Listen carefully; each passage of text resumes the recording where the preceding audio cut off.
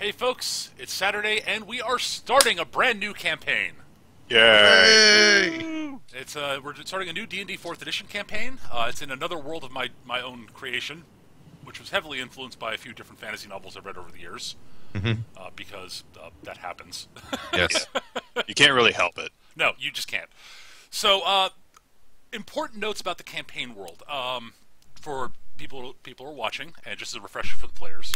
The world was created by, basically, the biggest and most important thing in this is something I stole from Ursula K. Le Guin's Earthsea novels, which is the powers of the power of the actual, the true name of things.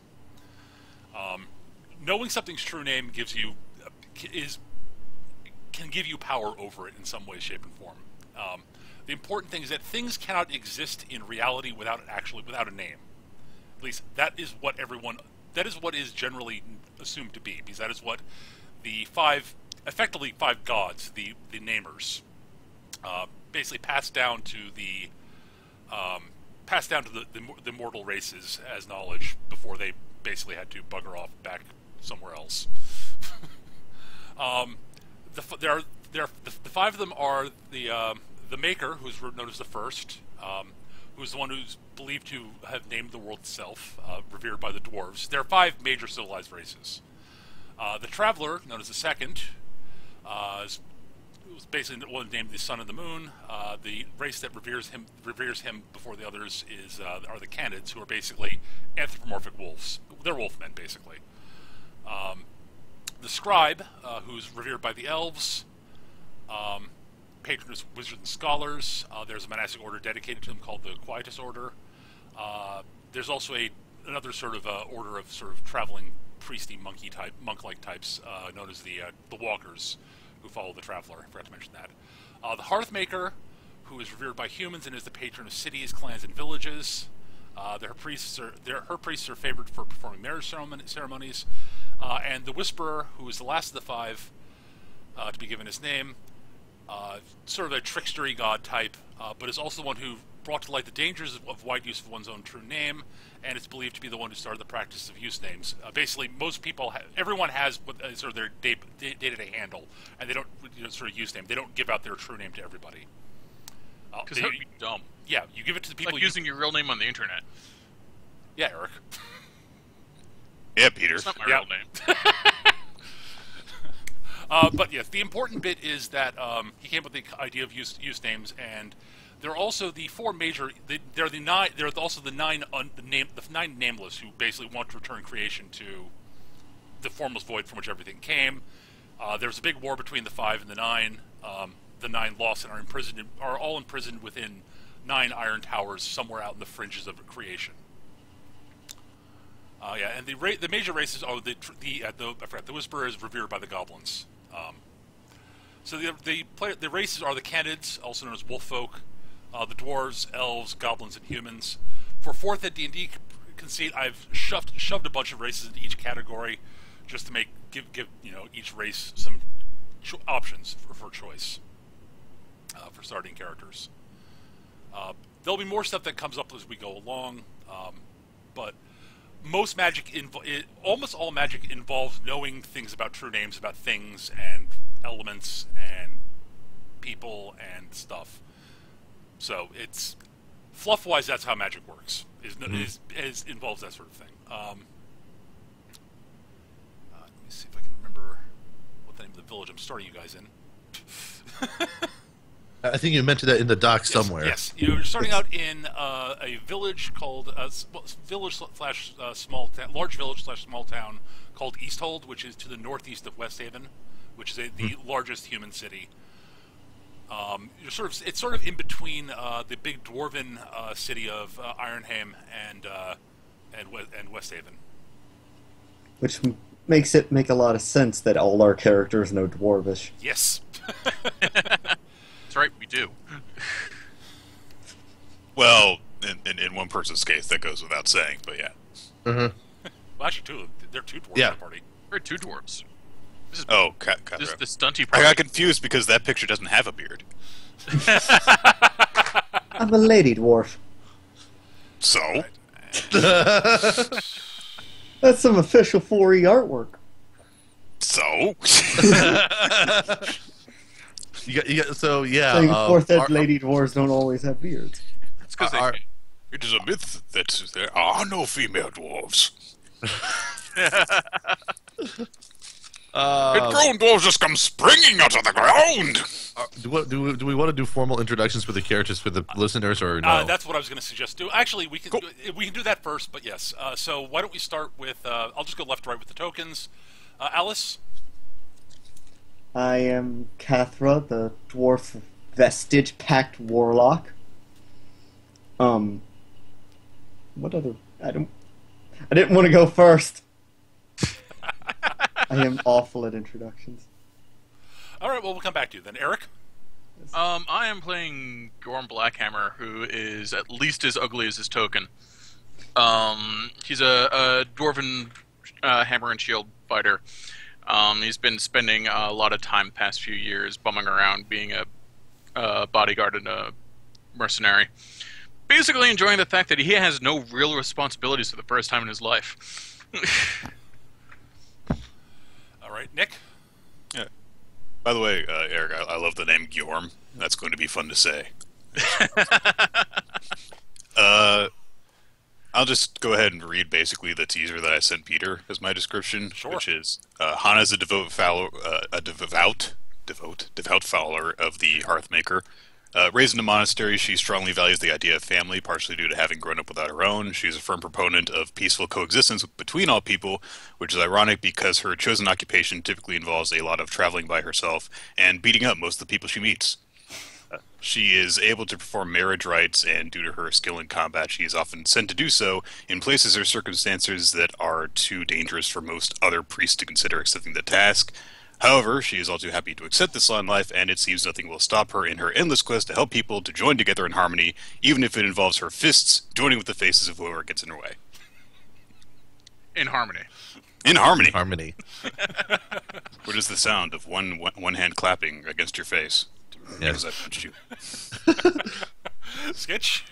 And I should say that Skitch and I basically decide that we have a little bit of shared history. Yes. Vendeus Road Cannon is a remarkably ugly dwarf by the nature that he's not a dwarf, but an elf, raised by a dwarf. Due to circumstances, the ugliest dwarf. Yes.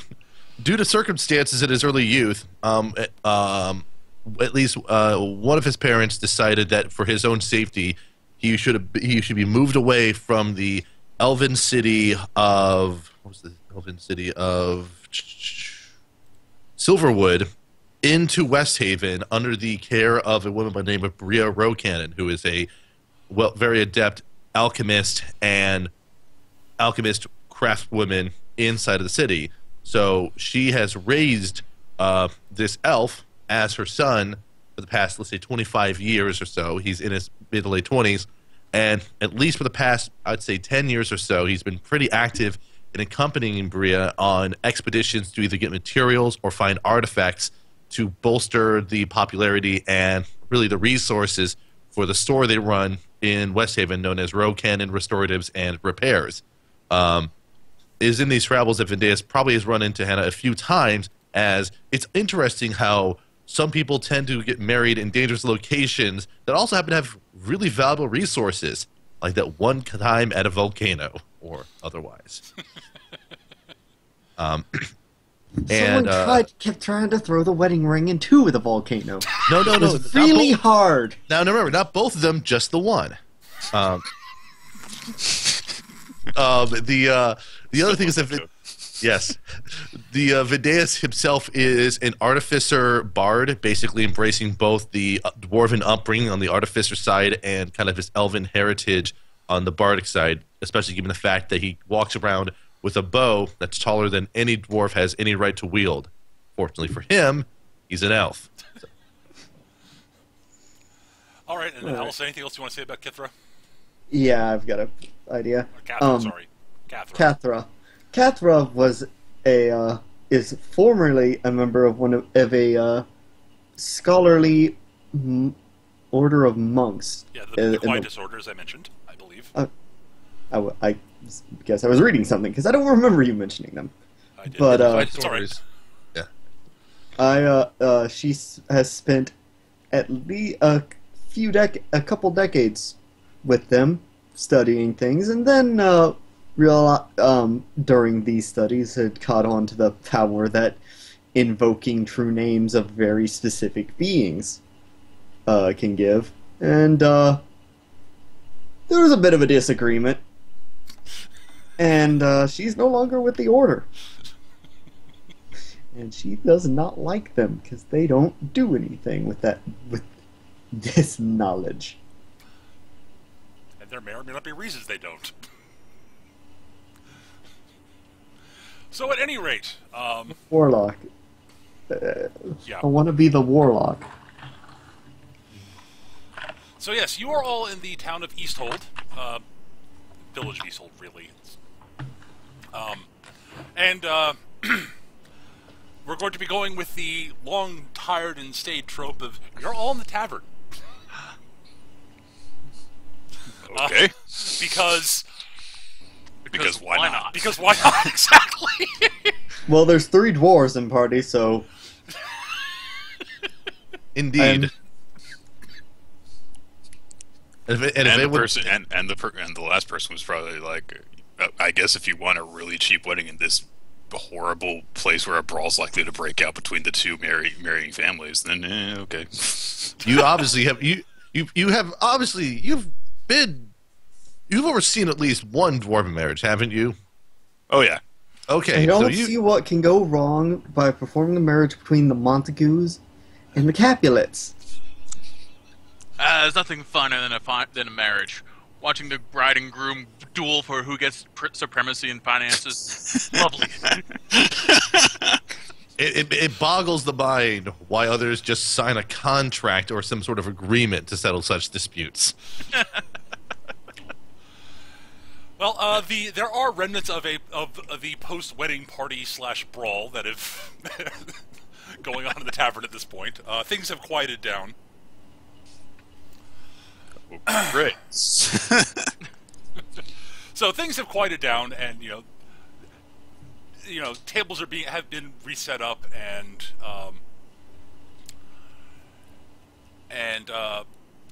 one thing I did forget to mention. One of the people in the chat does ask. We're starting at level 3. I like starting up a little bit higher level than level 1, especially with people who played 4E a bit. So, at any rate, so you're all sort of sitting around in the tavern when it's sort of early evening. It's actually it's just after dinner time, so you're all basically, as I said, it's post party, so there's still drinks around and such, and there's people performing and singing and dancing, but Vidius is not performing with them at the moment, even though he has multiple instruments on hand.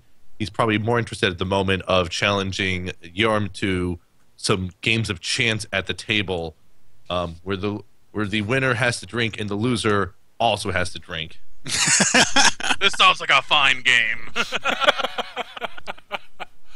All right. Well, at which point the doors to the tavern open. The door to the tavern opens, and in walks a tall, sort of older human.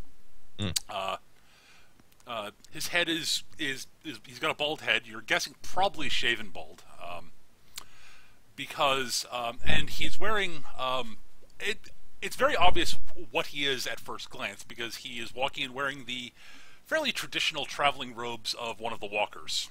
Also, he has the also very traditional staff of the walkers, the walking staff of the walkers. You gotta have a walking stick if you're going to be walking everywhere. No, it does not. Hopefully, his name isn't Christopher. Does he have walking shoes? He's wearing sandals. But yes, he sort of walks in. The walkers sort of ceremonial. The staff that all walkers carry it's sort of like those Japanese pilgrim staffs, the little sort of their little rings on top, make little chiming noises. Okay. So you that's the first thing you notice. You hear the door open, then you hear sort of the chinging noise of the staff, and you all sort of look up and see him there. He's wearing, as I said, the traditional sort of traveling garb of a walker, which is it's very simple, but very clearly stylized traveling gear for the most part, and shades of gray and brown. He walks in, gets a bunch of respectful nods from basically everybody in the tavern because he's a walker, and they are generally very well regarded by virtually everybody. Everybody likes these guys. Yeah, they're usually, if they can help people, if they can help people in certain situations, they will, and they generally don't cause trouble. My name is Kane. I am here to help. I have no idea what you're talking about. But he walks in, walks up to the bar. Heads straight for the bar, leans over to the bartender and starts talking with him a little bit. The bartender nods, and he then walks back to one of the walls. Reaches into his satchel, pulls out basically pulls out a scroll, unrolls it, and tacks it up onto the wall. Walks back to the bartender, talks to him a bit, slides him a little bit of gold. The bartender slides him a loaf of bread. He takes the loaf and a key that the bartender hands him, and he walks up the stairs up to one of the rooms upstairs and heads in. Oh, that was all about. There's an easy way to figure that out. And Vindeus sort of... I'm not going to suggest we read like some kind of readers, are you? Hey. You just make sure that you're not cheating but by the time I get back, all right? Absolutely not. And I then finish his drink when he gets up. Vindeus goes over to the note that has been tacked on the wall to give it a glance over. Okay, 1 second. I gotta find exactly what.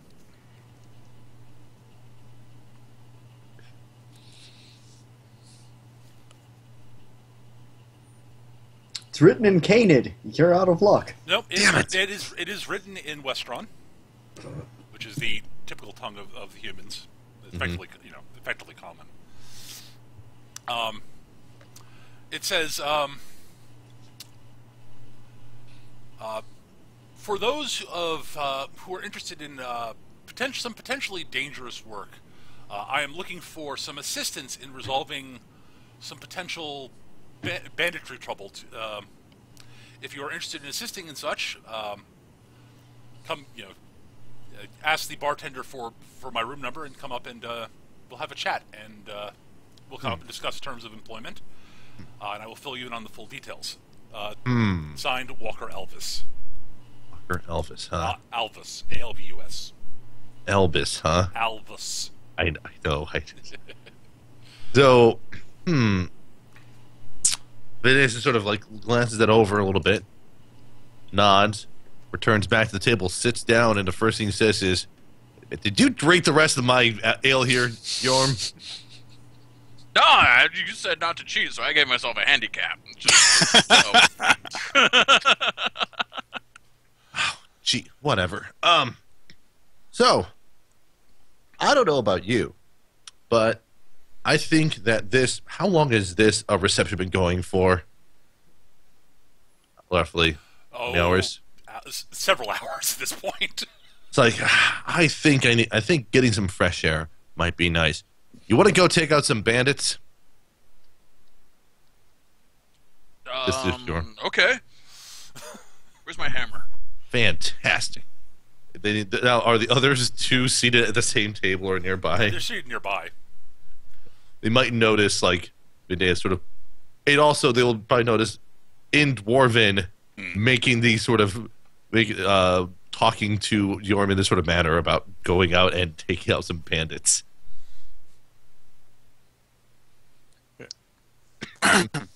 Well, at this point, I'm going to. Go ahead. I'm going to. Nick? I'm going to say, you're not. What? What? Hello? Hello? Hello? Yeah. Hello? Hey. Hi. Hey. All right then. So, at this point, I'm going to approach them and I'm going to say, "You're not planning on starting any trouble, are you?" No, no, no. We're going to clear up some trouble there and get paid in the process. What sort of trouble are you talking about? Trouble with bandits, apparently. I do hate occasions like this being spoiled by such things. Well, it seems the bandits are at least not nearby here, so it shouldn't disrupt the festivities. But you never know if they're left around their own devices. How did you learn about this?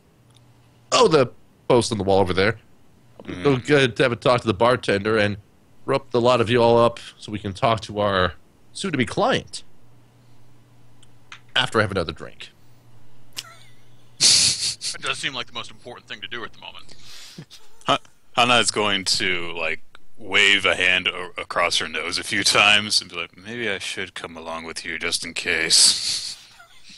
That would be a fantastic idea. I'm We're gonna go get some bandits. I'm gonna look down at my rather empty coin purse. Stand up and I still have my hammer with me. And I'm going to turn to the forming party there and say, I'll go with you too. More the merrier. Looking up at I the will have cash. a party of it.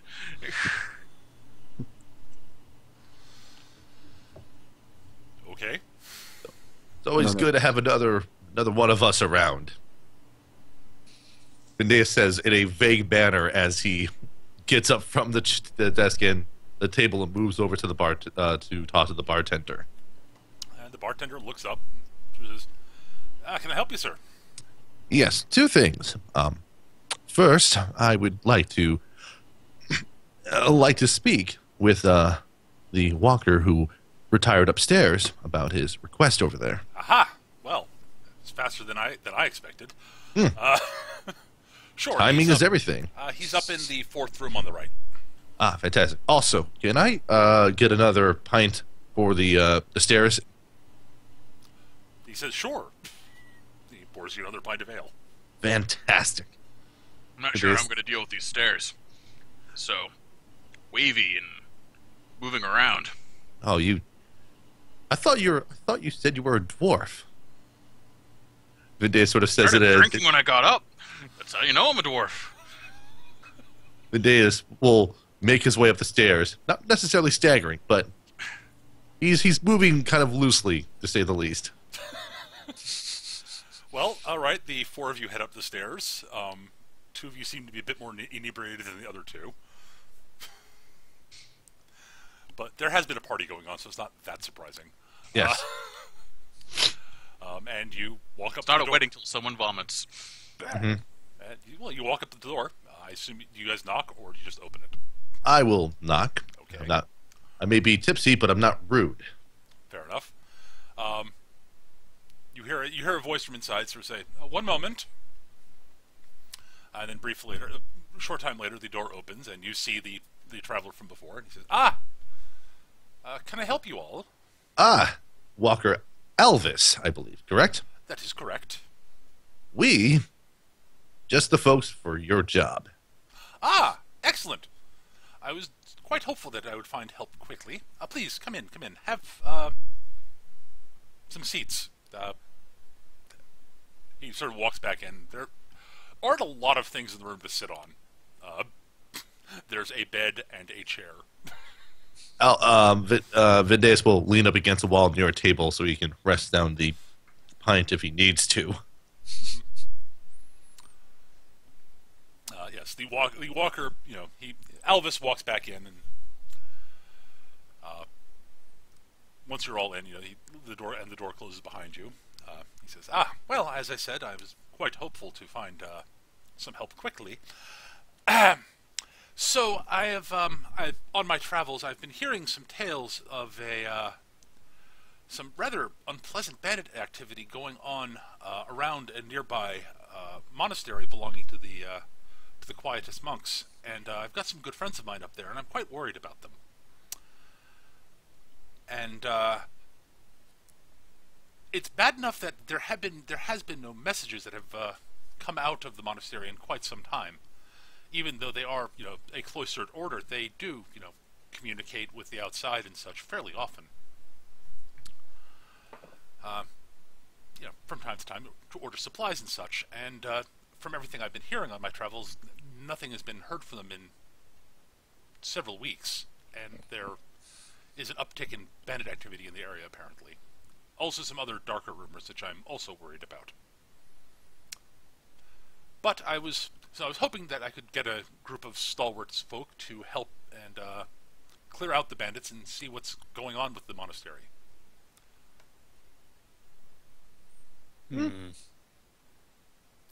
I of course would not dream of asking for your assistance just out of the goodness of your hearts. I do intend to pay for your services. It's been a while since I've been in a quietus monastery. So, we go in, we kill the bandits, see if any of the monks are around and alive, and then come back here. That would be what I was. That would be ideal, yes. Or anything special you want us to do when we're there? Like I don't know. I need another drink. Well, I was planning on walking with you, of course. I'm just not much. I would not be of much help once combat starts. I'm not really a skilled warrior, shall we say. That's what they're. Good. We'll have the client on hand to tell us when we're doing something stupid. That's always good to have. Indeed. It's got to be like the most negative way of phrasing that. If he'll tell us when we're doing something stupid, then we'll try something else.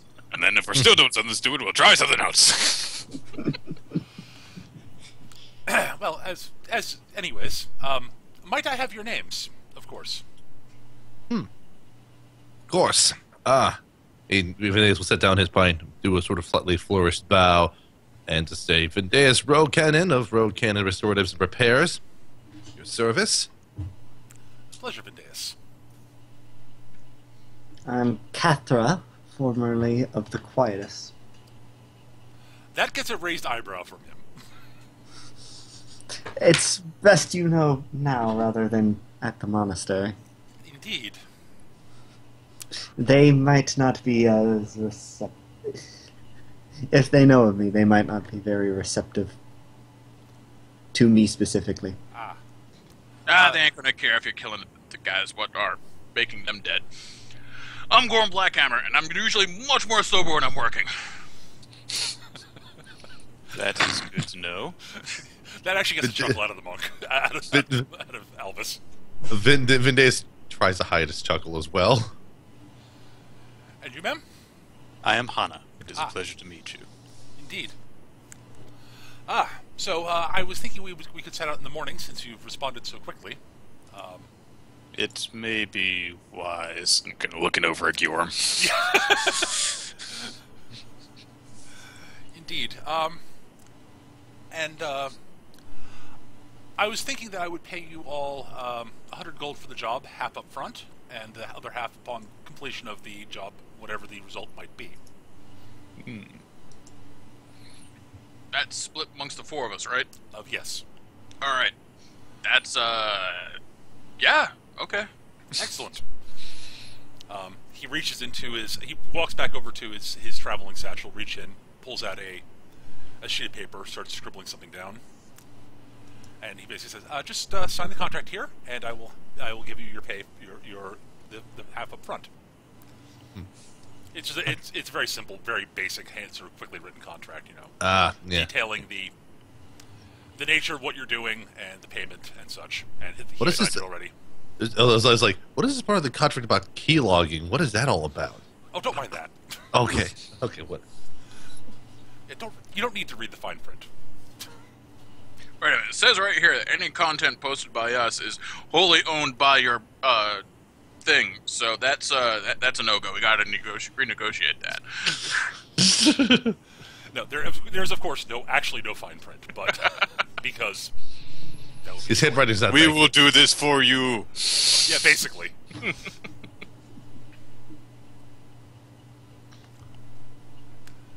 Anyway, so I assume you guys sign. Yeah. Yes. Excellent. All right, then he reaches into his satchel. He basically, takes the contract, rolls back up, and the quill puts his, the quill and the ink pot back in. Also, reaches in, rummages around for for a surprising amount of time, and comes out with a small bag. Opens it, sort of, does a quick count, and then hands it to you guys. Says, "That is 50 gold in there, divided amongst yourselves, as you see fit." He hands the purse to Hana. Oh, good. The most sober and reputable person in the room. Yes.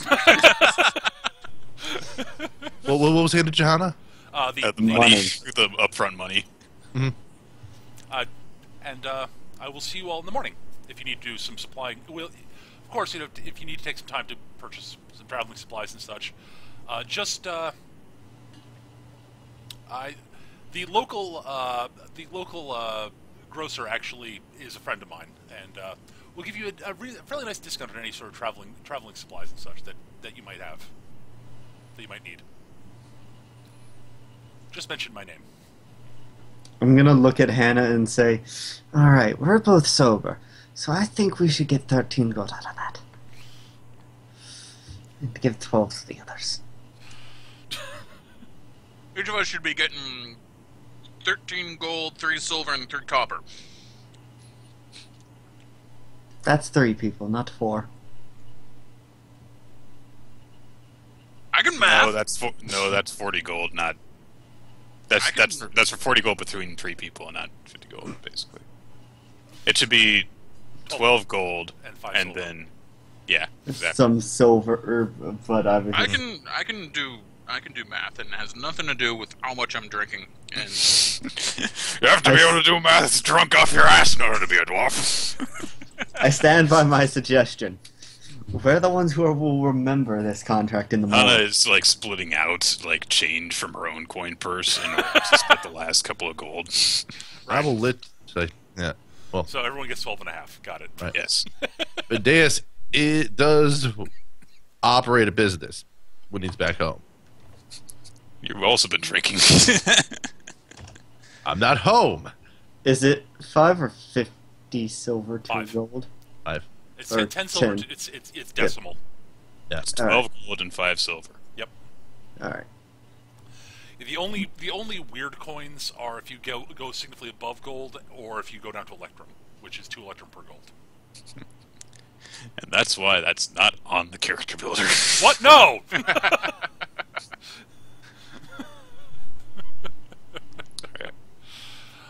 And with that, he sort of escorts you out of the room, and he then walks back downstairs and goes to the bulletin board where he put his notice up and takes it down, since it got filled within 15-20 minutes.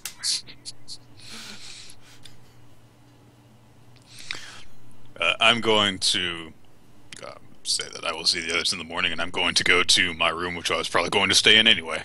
Right. I'm assuming you guys all have rooms already. Probably. We've been here for several hours. Yep. Okay. Is anybody else doing anything before the morning?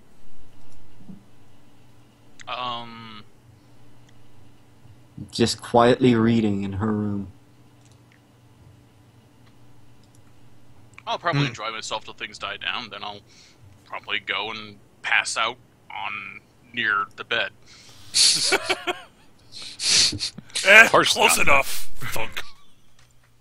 Partially on the bed.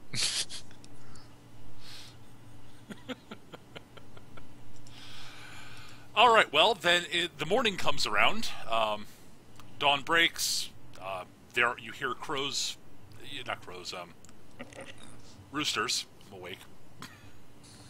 Roosters are nothing like crows. Caw! Caw! Wake up! Hell, you might hear crows too, but mostly they're farmers in the village, and they're people who keep chickens. So, Right. and you start hearing bustle and such going on downstairs. Those of you who were significantly inebriated the previous evening should probably give me a fortitude save, a fortitude check. D20 plus fortitude. Wouldn't that be endurance in this system? Oh yeah, endurance. I'm blanking. God, I completely forgot how this works. Thank you, Alice. It's been 2 freaking years. I'm fine. Yeah, you're I've actually done that, so I was just thinking that you just wanted a really high DC for this. Nope, I actually meant endurance. Yeah. Fortitude. Yeah, add your 20 or however much you have to the... Yeah, D20 plus 17 for Gjorm. Or I take it that both Yorm and I are both Yeah, you're both fine. It was like a DC 10 check. Yeah. I didn't really drink, so... Yeah. No, yeah, it was referring to just us. Yeah. The two of us. I was talking about the 2 who were actually noticeably inebriated. I'm going to head down and prepare to set off. All right. Well, you head downstairs, and when you get downstairs, you do in fact notice that it's pretty empty downstairs. The innkeeper slash barkeep is down there. There are a few people in the tavern having breakfast. Some people come by here for breakfast. While we're relaxing, I'll do just an arbitrary fluff skill check using.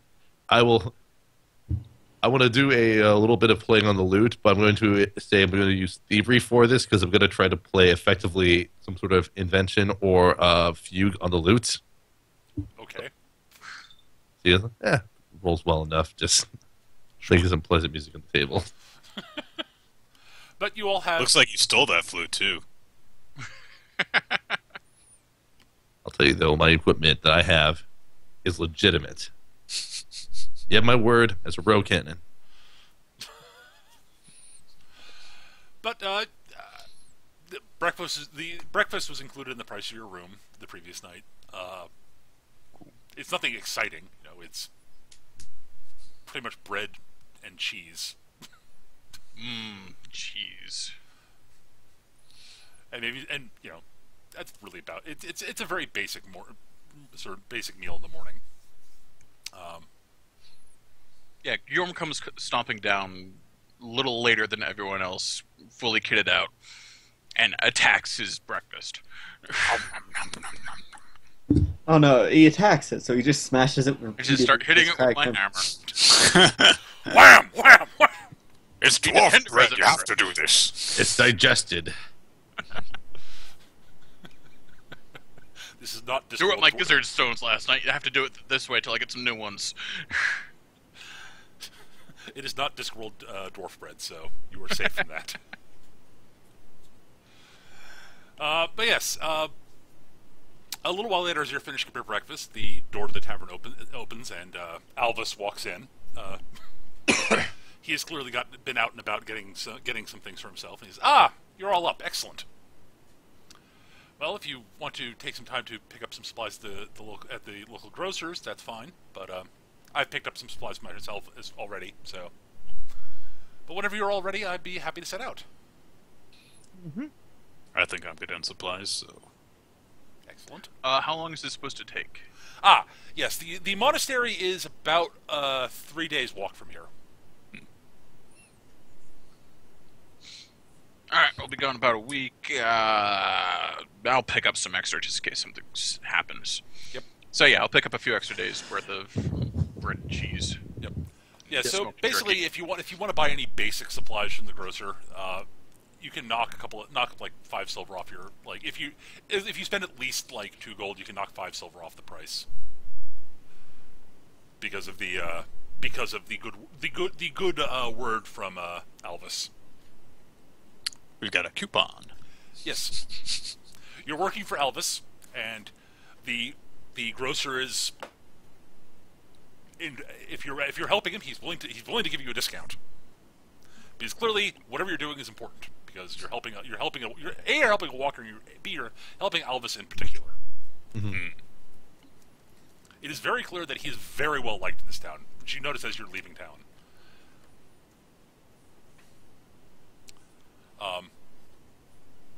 Basically everyone he walks by sort of walks up and greets him warmly, and he seems to be a remarkably pleasant man actually.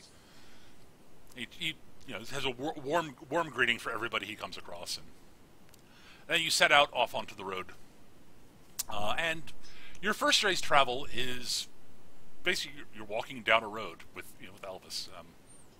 It's uneventful unless it's but he basically walks along. So there's some small chit chatting, of course, but he sort of says, so Hana, what brings a priestess of the Hearthmaker out here? I was to perform the wedding last night. Oh, excellent. That would make a certain amount of sense. Yes, It has a fine ritual that I remember of it.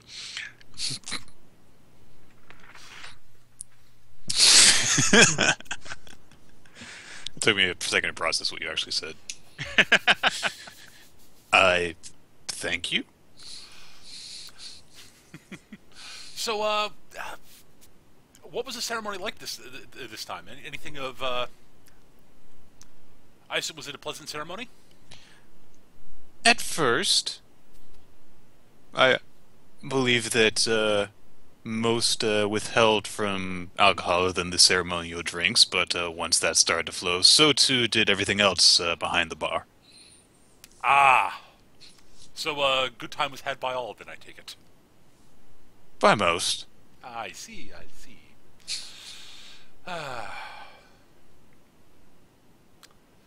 Indeed. And I'm sure the bride and groom had a wonderful time. They left.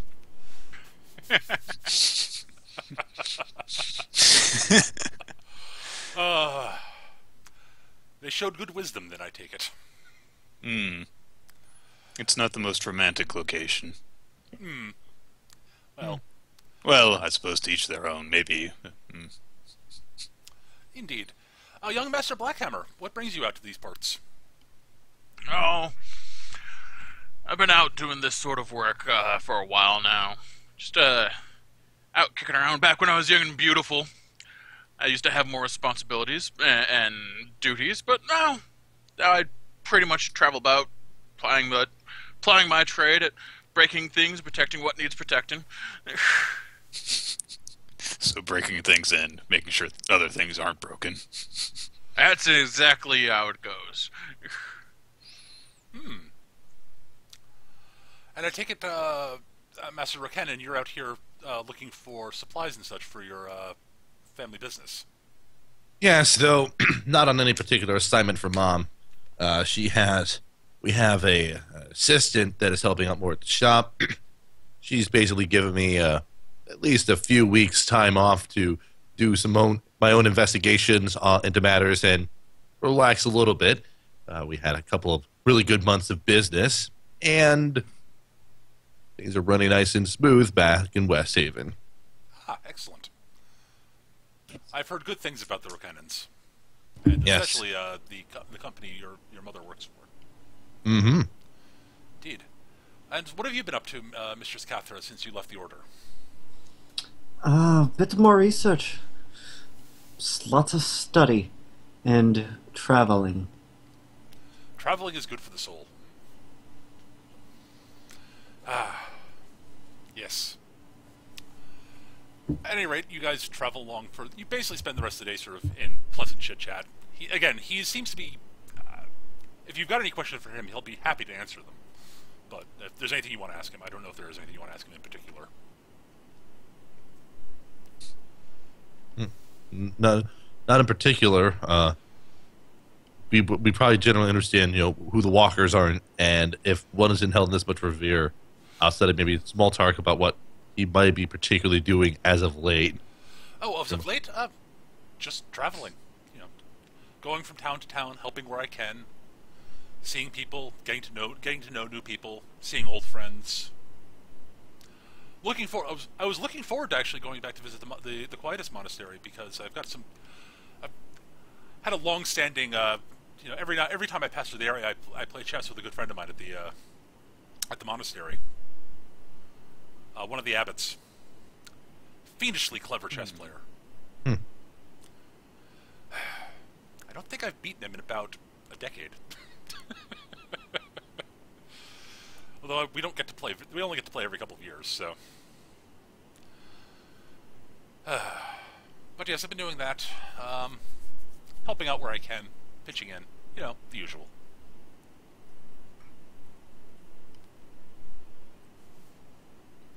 And then evening comes around, and you guys find a very nice, quiet, very nice sort of place that looks like a very bordering an ideal place to set up camp. Mm.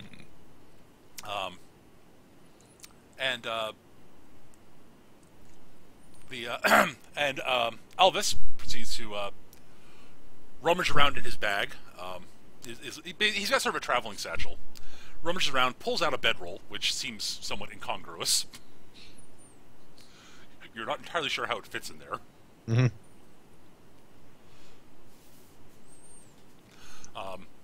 Hammer space, you know. It's basically a bag of holding. Hammer space. Yeah. And you guys set up camp. Elvis builds a fire and sticks his staff into it, mumbles a few words, and a fire starts up. A nice little merry fire starts up. It seems that he knows a little magic at least. Only slightly, though. Actually, to be perfectly, he only knows a little magic. He knows a couple of rituals. That's basically it. But if you guys want to take watches, you may set up a watch schedule if you'd like. Okay, let's see. I would probably want to take one of the middle watches since I probably have the better. Well, actually, no. I think most of us have decent darker vision, night vision, or sorts. Yeah. Everyone except for Hana has low light vision. Yeah. Damn dwarves and elves. Pretty much every other race. Yeah, I will take one of the lighter watches just for that sake, yeah. All right. I'll be on the second or third watch, probably. And actually, I don't even need to sleep Hannah that take much. The first watch. I'll take the middle. Buchanan can take either the one before or after mine, and then Cathra takes the last. I think. Are we going to operate under the fact that I only need 4 hours of sleep? Or. Do you only need 4 hours of sleep? In which case, why don't you just take all the watches? We'll carry you in the morning. Yes, Vendeus is built using the Ladrin stats. So. Yeah. No. I even can effectively watch while I'm resting too. So. Which is very useful. We want to make sure that no one's going to rob the store. Actually, yeah. We're like, where do you sleep? Usually I'm seated at the front desk when I'm sleeping. Eventually, the people nearby the store got used to it. But I mostly just want you guys to establish your watch schedule because nothing bad happens during the night. I mean, a few animals wander by, but nothing like at most like a couple of foxes. I mean, ooh, spooky. In the morning, you have a quick breakfast, and Alva says, to save some time, to make this a 3-day journey, we're going to be heading through the woods this way. Famous last words. Into the woods we go. Nothing bad's gonna happen. I'd start singing, but I won't inflate. I don't want to butcher Sondheim. Oh, I thought that was Walker Alvis saying that. Soundheim. No, that was me. No, Sondheim does not exist in this world now. Because duh. At any rate, so you guys start traveling through the woods. Alvis looks like he has a pretty good sense of where he's going. He's an experienced traveler and knows the terrain pretty well in the area. But I would like all of you to give me some sort of perception, nature checks like that for this, because or maybe endurance or something like that. Just you're walking through woods. It's not easy travel. So all right, endurance. All right. Whatever you feel like. that you think would be appropriate. Oh wait, what did I roll? Oh yeah, we both. Gorman, Blackhammer, and I both rolled 22. We're not so much breaking the trail as just trampling our way through. Yeah, Also- I'm watching my step, on the other hand. Yeah. The monk watching her step? Shocking. The monk just floats over the ground. I can do that to some extent. I know. Every few minutes, yes. Oh, we're going to cross this river. See you all later. So, yes, you travel along for a while, and you get deeper into the woods. And as you get deeper into the woods, you take a brief break midday to have a bite to eat and such. You notice that these terrain is starting to go uphill, which makes a certain amount of sense. Alvis mentions that the monastery is sort of up on a raised bluff, basically, out past this small little set of woods. Are you suggesting that a monastery is built in a defensible position in case of Viking raiders? Because that never happens. Wait, there are no Vikings here. You're not Not on the coast. this The world is Ireland. poorer for it. Forest Vikings. Well, there actually are some Viking-like types, but they're off on the coastal areas. Well, there are, at least there's no raiders because there's no NFC in this world. Hell, They wouldn't win anyway. I Heyo. had something to say, but I think I forgot it because of that. all right. Well, you spend some time walking along a bit longer, and what order are you sort of walking in? Alvis is up near the front because he knows the terrain, but I want to sort of roughly how you guys are organizing yourselves. I'll take point because I've got a shield. Okay. Vindeus is Probably be following the other dwarf because Vindeus will probably be taking up the rear. At times, using his giant great bow as just sort of a makeshift walking staff. At times, Yep. And I guess I'll be third. Okay. Sure. So I do want Eric. I will need a perception check from you first.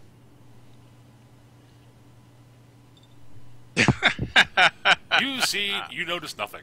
All right. Everyone else can give me one now. I saw it. Trap. All right, so you guys walk along for a little while longer. When Hana, you hear noises from up on ahead. It What sounds kind of- like it sounds like human activity of some sort. Human, sort of intelligent sort of beings. Maybe human. You can't make it. You actually with that roll.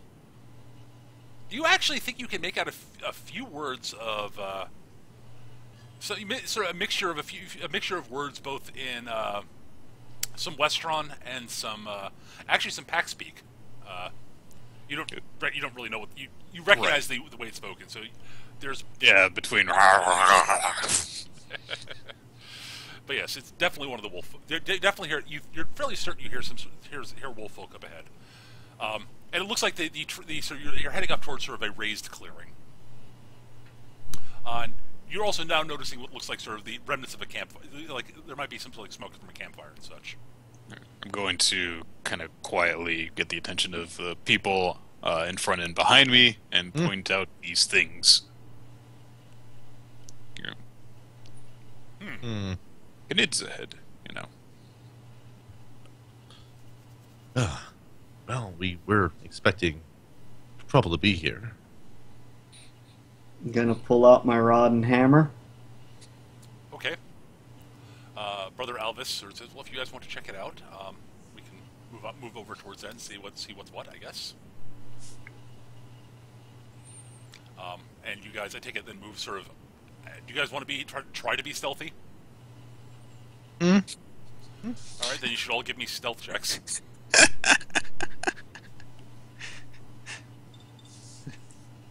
Well, that's not the proper bonus for that.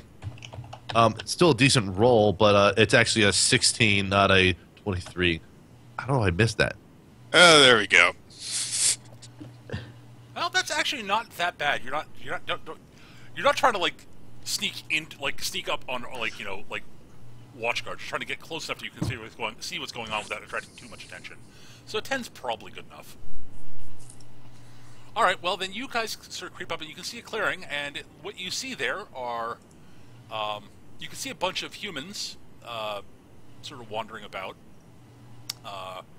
All of them have sort of that look of, honestly, to all of you are sort of adventurers of the world to some degree or another. They really have that look of bandits about them. Oh, great. And there is, you also can see what sort of off in the distance, sort of further back, a fairly a lanky sort of tall and lanky wolf folk, and a couple of lizardy things that probably are drakes wandering around. Hmm.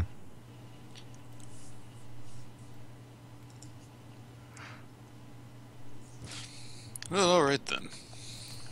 And if you want to, do you want to do something about them, or do you want to sort of avoid them? How far away are you from the monastery at this point? So it's good. It's probably another day's travel. It's getting on towards evening, so you're probably gonna have to camp somewhere nearby soon. It's possible that they came from the monastery anyway. Yes, certainly possible. Benay sort of leans in towards Hannah and whispers over to her, like, we could avoid this if you wanted to. Elvis will, of course, defer to defer to your decisions on this one because, well, you guys are the adventure-y types.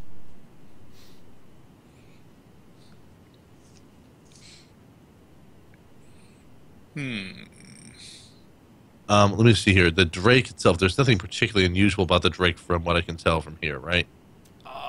You guys saw two drake-like things, yeah. Right. They look like they're probably they're trained. You're at a guess. They don't seem to be like snapping at the bandits or anything like that. Mm-hmm. They seem to be relatively well behaved. All right. Okay. Let's see. All right. I'm going to kind of say to them, just be prepared to come help me if it looks like I need your help. And then I'm going to actually walk out into the clearing and I'm going to, I'm going to make sure I'm making noise, like a deliberate amount of noise, while like holding my hands where they can be seen. Okay. And with my spear on my back. Okay. You guys can basically move over to the bandit camp map. Whether an actual fight breaks out or not, we'll see. Probably. I have no idea what you're talking about. I think I like that. I just have bandit exterior. I've got bandit camp. Or monastery exterior. Bandit camp should be visible. Be on there it is. I see it. Okay. Loaded map. There we go. I'm assuming start. Looks like my dad is doing yard work, so I'm going to be muted a fair bit. But yeah, so you guys can, if and when combat starts, you should be in the blue square somewhere. Oh, I'm kind of walking out. Right. Do you need me to copy your token over, Eric? There I go. Yay!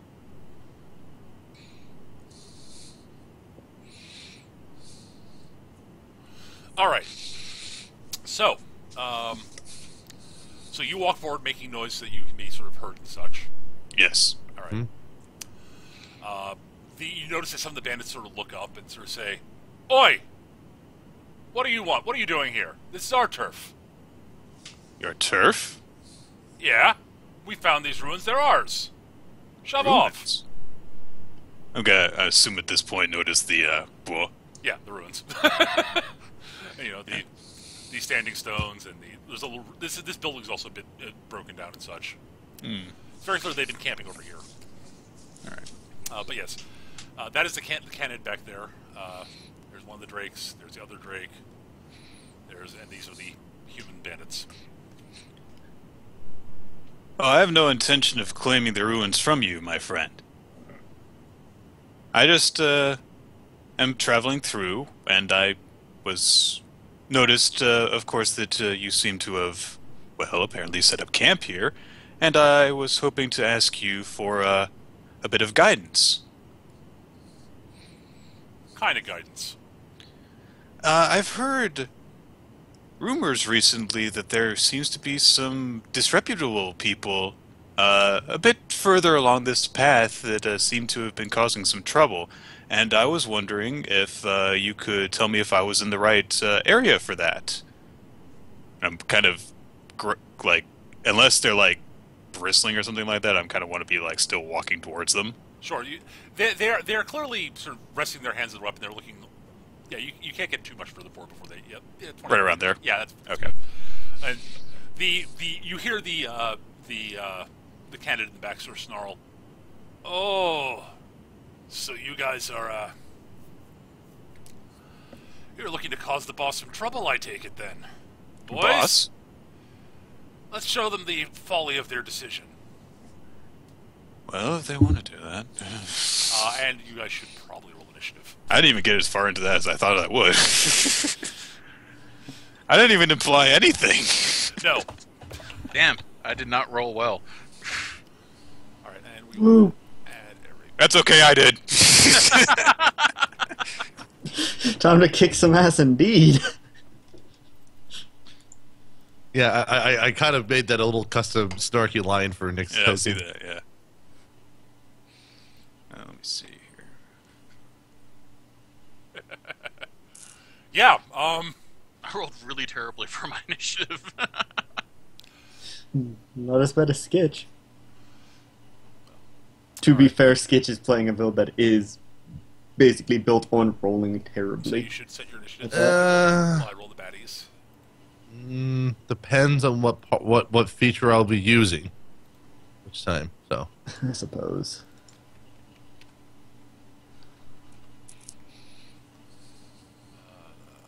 Boy, the candidate hunter rolled really badly. Oh, that's better.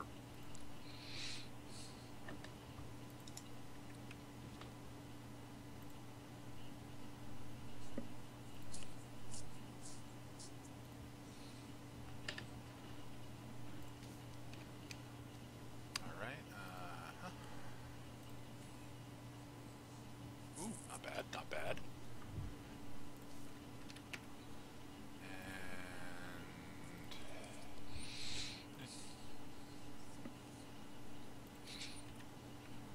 I think that's everybody.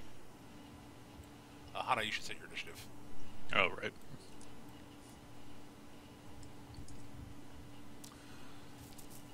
And then I will tell you guys the sort of details of the terrain.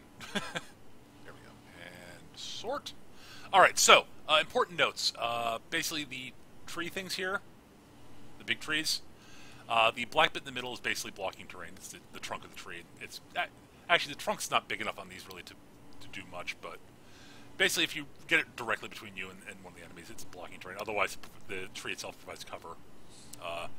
The smaller things are bushes. They provide cover and are difficult terrain. The rocks are difficult terrain.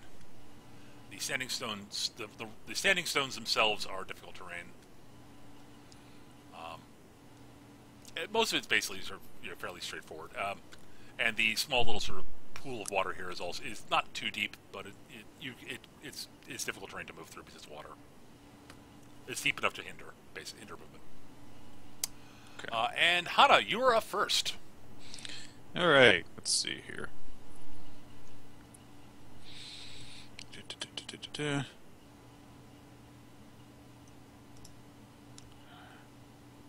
Okay. So plus 2. Okay. Let me just measure this real quick. Oh well. Okay. I am going to use my Dancing Cobra movement technique, which means I move my speed plus 2, and since I have movement 7, I can move up to 45. Zoom! And I will hit him with my Dancing Cobra attack. Okay, Kerthunk. 12 versus reflex. 12 versus Oh, good. reflex. He's got crap reflex. Well, yes. He doesn't. The human thugs do get bonuses if enough of their buddies are near them, but right now there aren't enough for that. So Okay, so I drop him. yeah, he's a minion, so blat. That is it for you, Hana, I believe. Yeah, Actually, you don't have enough reach to get anyone with your flurry not of quite. blows. No. All right, the human bandit goes.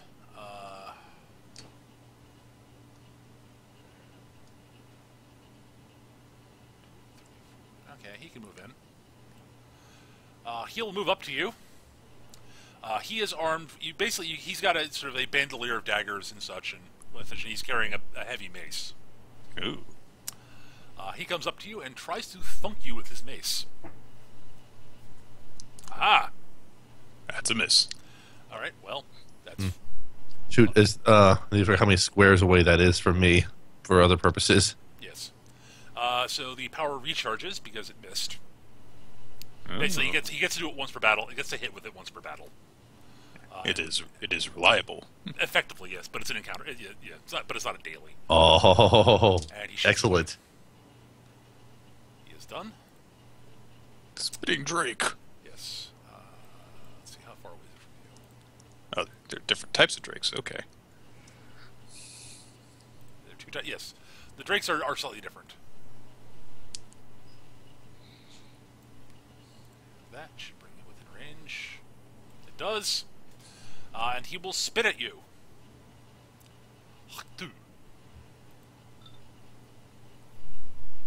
And he rolls like crap. So yes, he rolls 10 versus your reflex. I assume that does not even come close to hitting your reflex. It's not possible for it to be a hit, actually. No, it's not, I know. I'm just saying. And he rolls crap on his damage, too. But that doesn't matter. So yes, the Drake sprays acid at you, shoots a blob of acid at you, and it sort of sizzles, it flies past you and sizzles against the building. Cool. Kathra, you're up. Alright. I can move 5. Ooh. Let's see if I am in range to hit anything. No! By 5 feet. I'm actually gonna run. Screw that. Okay. And I'm going to curse Human Thug 3. Alright, so he has Curse Head. And I'm going to use Eyes of the Vestige. Also, do you, as long as I know, stick with one pack? Do you really care if I declare it or anything? Just let me know what it is. You should okay. let me know. Let's see. I'm in the Zootwa pact right now. And this is versus Will. Oh. -5. Minus 11? That still hits. Wait. Yeah. No, he's within range of 2 of his buddies. That gives him +2. Ah. It's because you ran. That's right. Otherwise, I would have hit. Yeah, basically, the thugs, as long as they have 2 of their allies within 2 spaces of them, they get +2 to all their defenses. Oh, geez. Shame. Fix that in a Boo. moment. Because the thugs, they fight. They're used to fighting, ganging up on people because, They're thugs. yeah, exactly. Oh, Bloodseeker. The Bloodseeker Drake. Blood big. Mistake. Technically speaking, it'll charge to get the +2 to hit. Rawr. I'm going to interrupt and do shocking feedback on him. All right. I kind of figured. I miss. Oh well. Oh well. It's a, Chomp. not a good roll. So AC 22 because he's charging. Okay, well, 13 I'm dead. damage. Chomp. I just like how that's not even in long range for me. Yep. Shooting from that far. Yep. All right. The human thugs, who are armed with a variety of different, crappy hand weapons. All of them, their weapons all basically mean that they do a D6 damage. Actually, yeah, they don't do D6 because they're minions. Right. They do 5. All right, he's gonna. Sadly, he can't get a flank on you because building, and his buddy's dead. But he will swing his club at you. Hi-ya! That's this. Yeah. The other two will move up this way.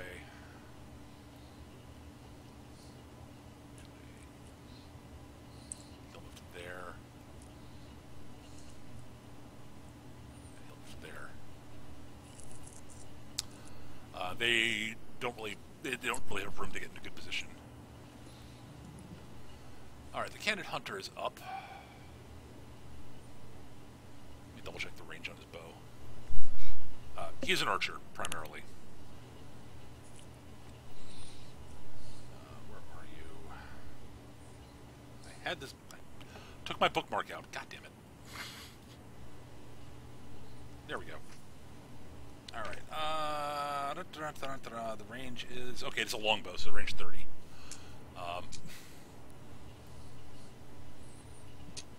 Yeah, I think he's fine. Yeah, he's fine where he is. He can shoot whomever he wants to.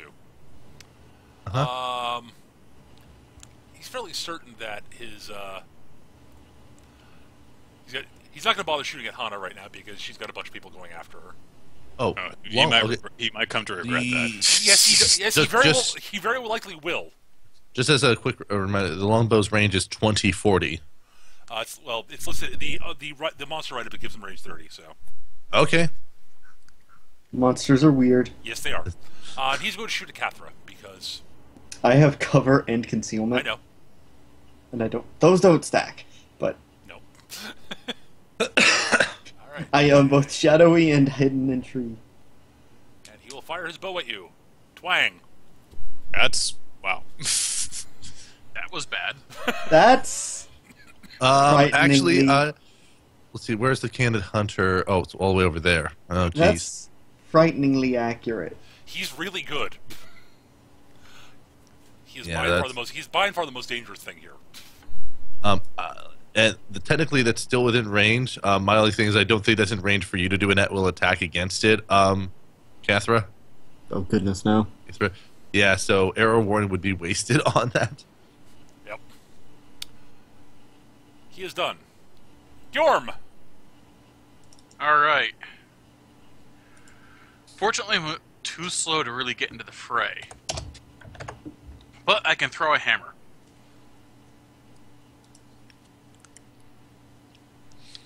Run to here, and You're do I gonna have run. range to the Drake? Okay. So you're -5 to your attack roll in the since you ran. I'm going to throw a hammer at a Drake, At a Drake? Okay. At the so Drake. that he is marked if I hit. Right, wait, I don't know. You just attack. You mark if you attack. Oh, well then, he will be marked. Okay. Bloodseeker Drake will be marked. I love that. All right. So I will. Hey, look, I didn't hit. You know what? Doesn't matter. He's marked. Yep. All right. What color do you want from your mark, Eric? Green. Bang. That doesn't sound very well on the map, actually, Eric. Let's go with blue. Orange. Orange? Okay, orange. We'll go with orange. There we go. Orange. Vendeus. Oh, geez, finally. First things first, let's get a little bit closer. 3, 4, 5, 6. My range for some of the stuff here is not particularly great, but let's see here. Yeah, I'm just out of reach for the Bloodseeker Drake. Should use Staggering Note. So what I'll use instead is just I'll take out one of the thugs. I'm going to take out Thug 3 here with Magic Weapon. Okay. That'll 17. Hit. It will All right, hit. he's dead. There's no one adjacent to me, so no one gets the benefit of Right. of the magic weapon. So All right. Your pack boon triggers, Cathra. Oh dear lord. Your prime shot to hit bonus goes up to +3. Dear God. Wow. Yeah. So yes, if she is closer to her target, if it's as close or closer than everybody else to the target you're attacking, you get +3 to hit. Yeah. Stuff like that gets really great because I can just walk up behind whoever the fighter's tanking and smack him with a hammer. Yeah. Hana, you're up. All right, I'm going to use my 5 storms movement ability to shift 2 squares. Yep. What? And then I'm going to use my daily power masterful spiral. Oh, oh dear. So I'm going to attack all 4. I'll start with Human Bandit. Okay. Hit. Berserker Drake, Bloodseeker Drake rather. Yeah. That's a miss. Okay. But he takes half damage anyway. Yep. Thugs 1 and 2. Hit. Hit. So, alright. Here's what happens. Okay, Human Bandit. The thugs go down. Right. Human Bandit takes... Wow, that's crap damage. 10 force damage. That's fine. 5 force damage to the Drake. I take down 2 of the thugs. So, my Rain of Hammers key focus triggers twice. Yes. Whenever I reduce an enemy to 0 hit points or fewer, one of my adjacent enemies takes 3 damage. So the Bloodseeker Drake takes 3 damage twice, so another 6 damage. So 11 total. Yes. Next, I use my Flurry of Blows. I'll throw that on the Drake, so he takes another 5 damage, and I can slide him. Alright, so it's going to be a total of 16 then. Mm-hmm. Okay. Yes. Closer to me, please. There you go. Still can't get close enough. No, I can't. Actually, I'm going to hold off on my Flurry of Blows for 1 second. Okay. I'm just doing math here quickly. Hold on. Yep, sure. Are you Arxon pointed? Yes, I am. Ha Alright. And the bandit took 10? Yes. So 11 to the Drake and 10 to the Bandit. Okay, so... right.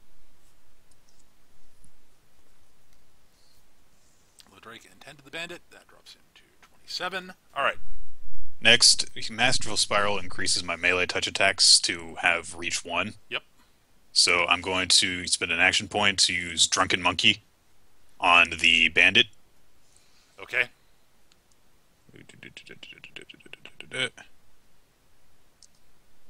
Hit. Yep. So he takes Peter knows where you're going with this. Yes, takes 8 damage. He moves over here, Yep. and he makes a melee basic attack against Bloodseeker Drake. Alright. So he took 8, you said? Alright. Yes. 19. He uses his mace attack. Bonk. Nice. I'm not going to give him the shift because that doesn't make any sense. Right. I mean, he could shift back to where he was, but, you know. Actually, I will give him the shift. He'll...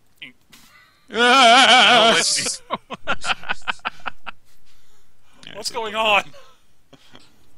And, I don't understand any of this. and now I'll use my Flurry of Blows to hit the Bloodseeker Drake and also slide him 1 square. So he takes 6, right? 5, you said? 5 damage, yes. Okay. That drops him So to... he's taken, I think, 27. 26 damage this turn. Yes, he has taken 26, yep. Cool. Which is not quite bloodied. I really should have done way more damage with that daily power, but oh well. There's other benefits to that daily. Yeah, just like clear the minions out and stuff. Alright, Human Bandit. Doop. He's going to step back in and try to thunk you with his mace again. All right. This time, no. This time, error warning triggers, even though the attack's gonna miss. All right. I hit him for 30 damage. And he explodes. He doesn't have that many. I just he had wanted this. He had that. Did he have that many to start with? I think he had 37 to start with. Yeah, 37 to start with. I was hoping it wasn't gonna hit him that hard, but that's a really good damage roll. Yeah, it is. So that out will attack. Can't go against anyone else though. Okay. I was like, can I use my burst? No. Yeah, you can actually. Oh, can't. Yeah. yeah. So use it against the Bloodseeker Drake. It is 5 storms. yes, synergy. Okay. And I have to go up here. I love error warning. I do too. 16 versus reflex. Oh, it just misses. Yep. Oh well. The Drake Actually, it's a 17. you get +1. Why is that? Why do I have a plus yeah, one? because it gives you the power gives you +1 to the attack. Oh! So you hit, roll damage. 9 more. That'll bloody the Drake.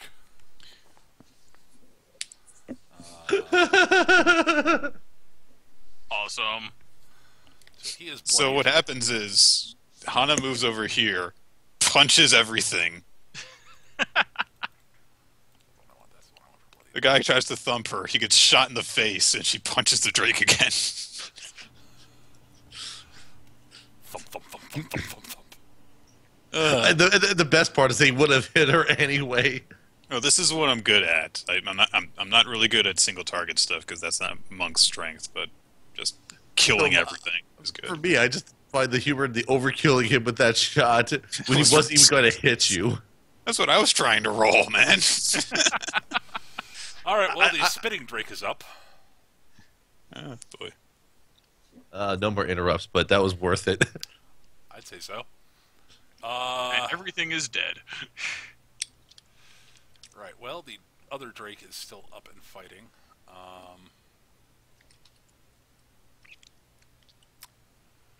Who does it want to go after?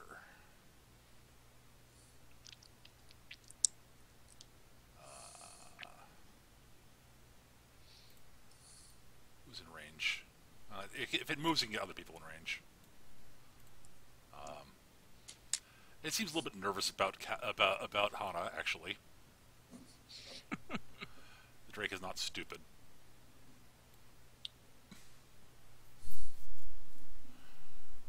Move to there. And it will spit at Gyorm.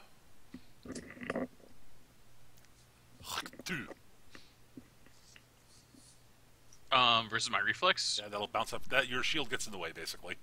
Ray shields. Hooray! Cathra, you're up. Alright. 1, 2, 3, 4, 5. That's a legal move, right? Yep, that's legal. I'm going to curse this Blood Seeker Drake. Okay. I sadly can't put 2 halos on it, so... I can remember this one. Yeah, it's the Bloodseeker Drake, I know. And I'm going to cast Cloud of Flies on it. Okay. This is versus Fort. Nope. Sadly, that is a miss. Its fortitude is 15. I'm just sad. It grants combat advantage to me until the end of my next turn through the power. Okay. And I'm gonna action point because I'm mad at Okay. keep missing. And Eyes of the Vestige. This is versus Will. Oh, that That's hits. definitely a hit.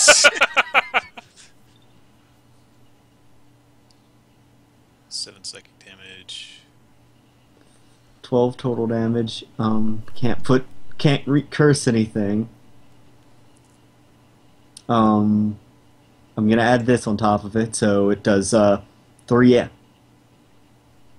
Cold. yeah, sure, cold. Okay, the Drake is not dead, but it is in horrible shape. Also, it is still marked. Yeah. Yes. It would dearly like to go after Gyorm, but There's too much shit in the way. can't really. I mean, it could, like, charge Cathra, I guess. But that would provoke from Hana.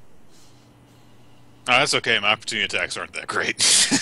True. The problem is it's in single-digit hit points. So it can't, I mean, it could try to come at me. I mean, I've got cover and concealment still, yet again. No, it'll go after Hana, despite the mark. Good. Can I make a ranged opportunity attack? No, sadly. No.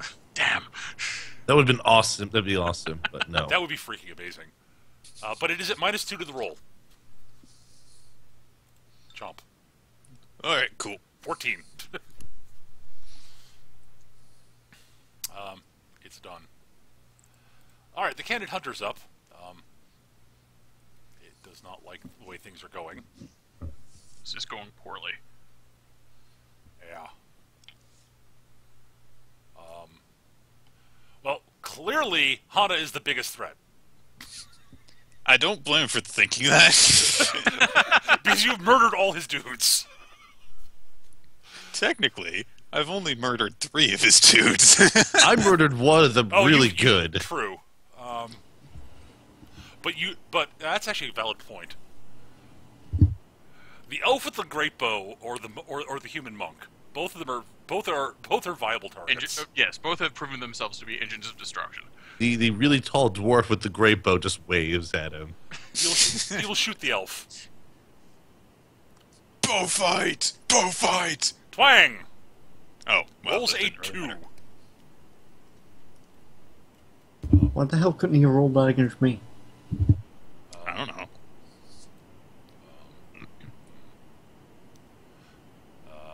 Yeah, he's done.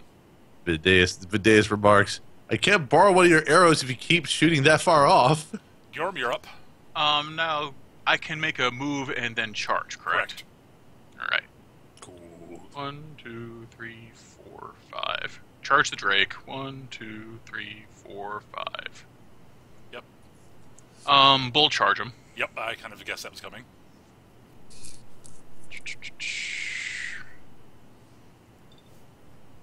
Bang. Yeah, that'll hit. Roll damage. All right, so you push him back a square and knock him prone, and you may follow up. Yeah. Then spend an action point to charge the hunter. All right, let me mark that he's prone and do damage to the Drake. The Drake will get an opportunity attack on you, but Yeah, but he's knocked prone and he's marked, and I don't care about opportunity attacks. right. Actually, I should. 2, 3, 4. All right. I like this is an interesting way of multi-marking, to say the least. All right, so the Drake takes his opportunity attack. He will bite you and miss. Yeah. See, the penalties on top of -2 on top of that. You did how much damage to the Drake?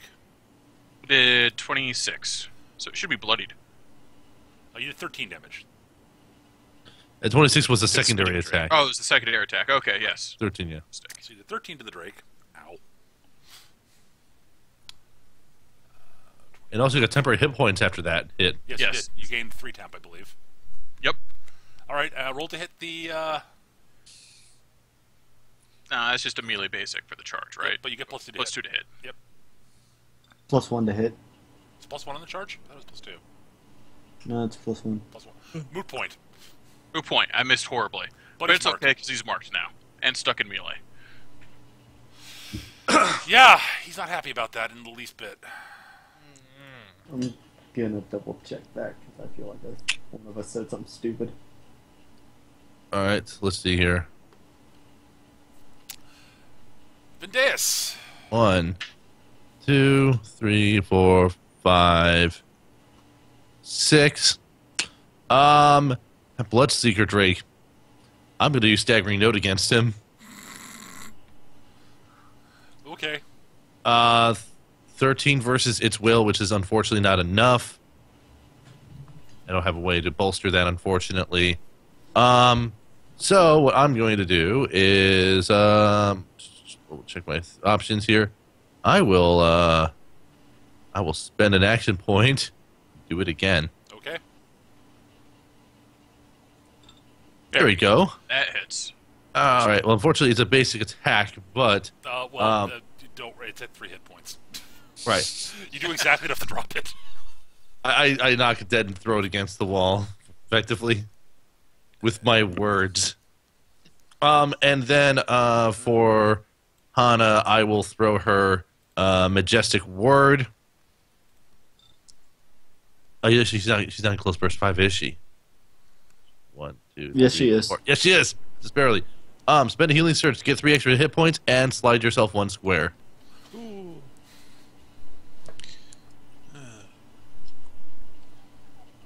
I just had enough charisma damage to kill it with staggering note. Exactly enough. I'm like, and it's at 3. Oh, the staggering note's going to kill the poor thing. You slide it. Yep. All right, Hana, you're up. Leave room for me. Let's see here. You should use switch flight and just fly over there. I could do that. It gives you super fast movement. And it is an encounter power too. Let me double check this real quick. I think it gives you a total of 10 squares of movement. Oh, wait. Noting. +3 to prime shot. Yep. I'm going to use my Dancing Cobra to give myself enough movement to move up here. Okay. That will provoke an attack of opportunity if he wants to take it. He will swing his axe But at you. I will... Actually, find out. does he swing his axe at you? Because that would be dumb. Because then I would immediately swing my hammer at him. You know what? I'm going to do it anyways, just so we can go through the paces. Chain provoked. All right, so hand axe. Aha! Wow, he crits me. So max damage for you. 15. Okay. Yep. Kerthunk! Kerthunk. Oh, that's no, wait. I don't think that's how much damage you do if you hit. Oh, okay. Oh, I rolled my damage, didn't Yes. There's a bonus to that. There's a bonus to that. Yeah, +2 because his wisdom's 14. 14 is still not enough to hit the candidate. Who is 16. He has combat advantage. Oh, you're right. Still not enough. Still not enough. I rolled Still really badly. Alright. I am now Well- bloodied. Okay. We have to keep going through the paces to make sure that we all remember everything. Yeah, absolutely. So I will make my Dancing Cobra attack against this guy. It's reflex. I have combat advantage, and I'm going to throw my heroic effort on top of that. That will make you hit. Yeah. So that hits, and I deal a total of 11 damage because he made an opportunity attack against me. You're right. All right, so that is the hunter. Mhm. Finally takes damage. And I use my flurry of blows to do 5 more damage, but I do not move him from where he is. I can't imagine why. So it's a total damage to him was 16. 16. Okay. Ow. All right. Well, the spitting drake will stand up and spit at Eric. Oh, I wanted him to charge me. He's much better at range.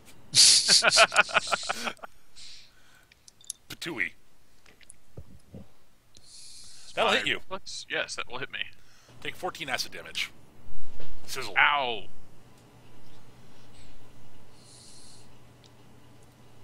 Kathra, you're up. Alright.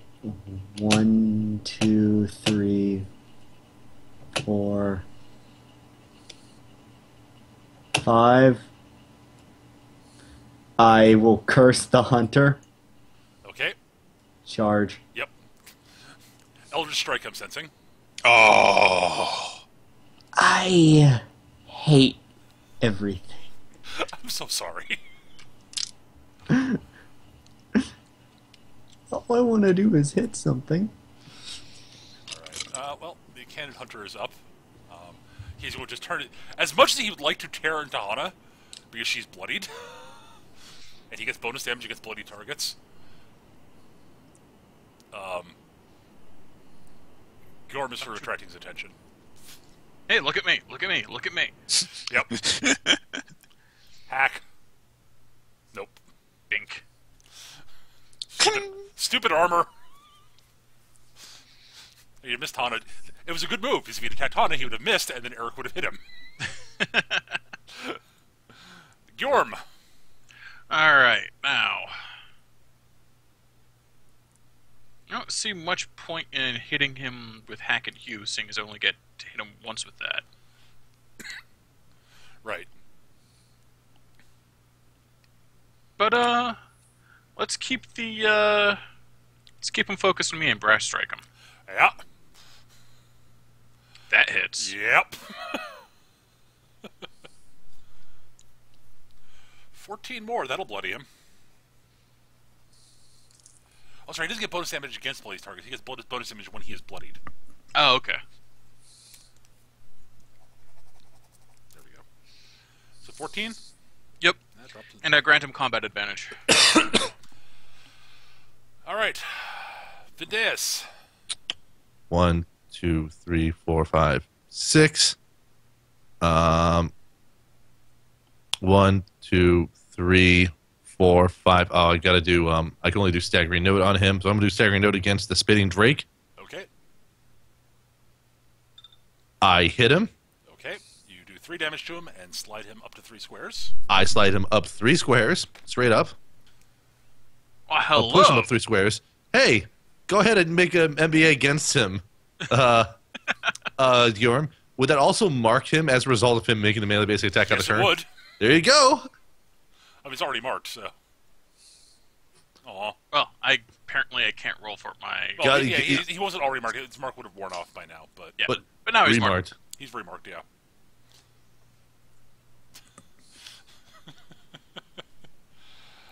Hana, you're up.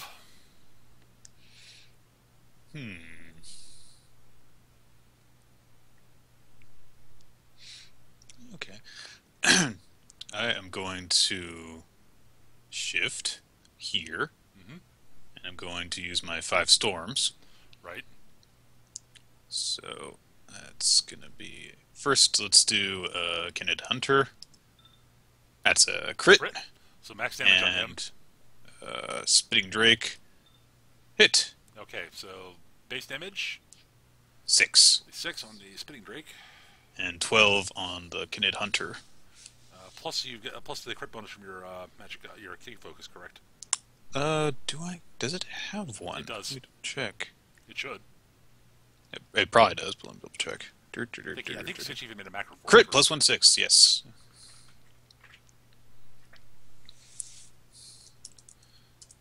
One. Oh no, but Nick, I had a macro for that in the damage at will. There's the critical damage macro in there. Just so you know. Yeah. For future. So you did. Oh, there it is, 12 plus 113. Ow. And I'll throw 5 more damage on him from my flurry of blows. All right, I will. Which doesn't quite kill him. Oh well. Very close. The Spitting Drake is now in melee combat, And And very is unhappy marked about by it. Gyorm. and we'll attempt to gnaw on Gyorm. He will successfully gnaw on Gyorm. Ow! Take 7. Arm. This is going to be fun. Kathra. A shift. Eyes of the Vestige. Canid Hunter. You jerk. What does that do? He passes up the opportunity attack. Okay. That's actually 15. Yeah. If you hit him, he's dead. He dies, and I curse the other thing, because I can. Yep. How do you have that much? Bonus. I get prime shot and combat advantage. Plus 5 is only 17. What are you attacking? She was attacking It's Will. Will. right? Yeah, my bad. Oh, okay. I was just looking at AC. All right. Yeah, I'm I made a ranged attack. Okay. I see. In melee. Because the guy's like, I could opportunity attack, but then the dwarf will just hit me upside the head before I can swing. I played a ranger, and this was my prime technique. Sit next, flank, and shoot directly into their skull. Gyorm? Well, I seem to have this Drake here. Yeah. So, guess I'll brass strike him. Because I don't really want to use my daily yet, and Hack and Hew doesn't do me much good against single targets. Nope. I don't think that hits. No. You still grant combat advantage, I think. Yeah, and he's still marked, which is what the important part. Right. Vindeus. Okay. 1, 2, 3, 4. Wait for me, catch guys. 6. It's okay, folks. I'm here to save the day. Blunder. That'll hit. I do 5 damage, and I'm going to slide it 3 squares. I have my Warlock curse on it. Please, I can smack it. So what's going to happen? 1, 2, and then it stops there. Cathra, make an NBA against him with a +4 power bonus to the attack roll. Oh, Roll damage. That's enough to kill it. Oh, I forgot there's an effect to that. Or more to that. Yes, you also slide them.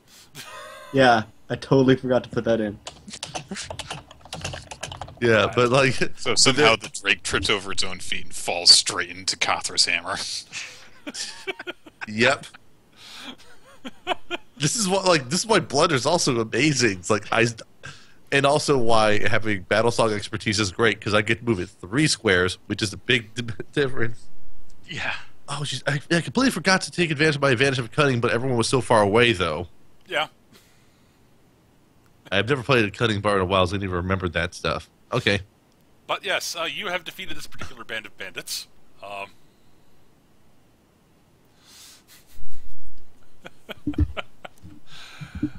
god, your guys' ability to move things around the battlefield is kind of hilarious. What's great is my daily prevents things from walking or running. Okay, well, Loot them. they've got some gold on them, yeah. I mean, actually, okay, so you do notice important things. You do go through their loot. They have, and Alvis will come walking up shortly because, duh, he's been observing from far. But important things of note. You're able to. Let's see. So the bandits are carrying, and between the bandits and the hunter, they're carrying around about like 20 gold total. This is not like the main bandit camp or anything like that, obviously. But they do have. It looks like they've the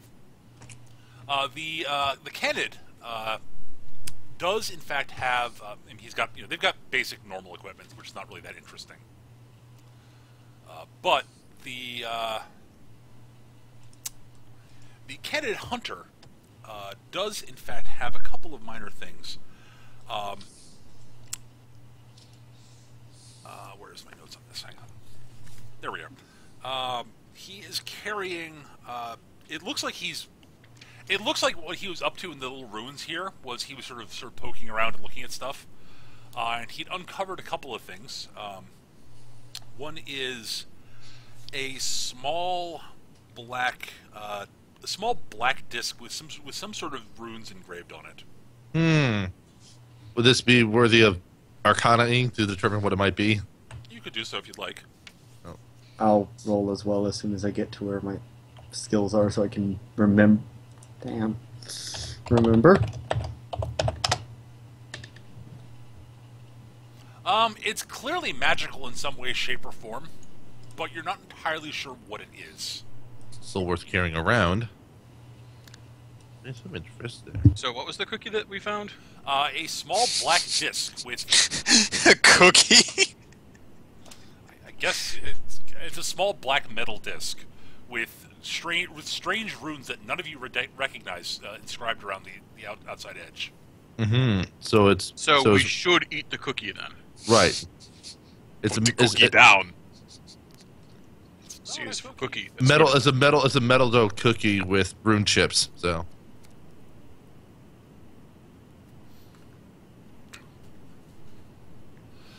But yes, and there's something decidedly odd about the disc. You're not entirely sure what, though. My bro cannon senses are tingling. This is something I need to investigate further later on. The candidate also has a couple of. He's got a sort of. You can notice he'd put down his backpack nearby, and in the pack he actually has a couple of books. Ooh, I'm gonna glance at them. They are. They look like fairly old, but very definitively sort of scholarly text type things. Do I understand the language they're in? Oh, they are written in sort of an older form of Westron. Can I make out any information about them? Or like? Sure, they look like they're basically history texts on sort of detailing some of the they're history texts on one of them is a book, sort of a history book, sort of detailing sort of the early days of one of the island kingdoms out off. There's a bunch of islands off the western coast of the continent you guys are on, and there have over the years been many different sort of various island sort of nations that have grown up in that area over time, that have, they often have sort of some of them tend to be sort of vaguely Viking-ish in terms of their attitudes, but this one is one of the older ones that is you actually recognize the name of it. It is the Kingdom of Kargul.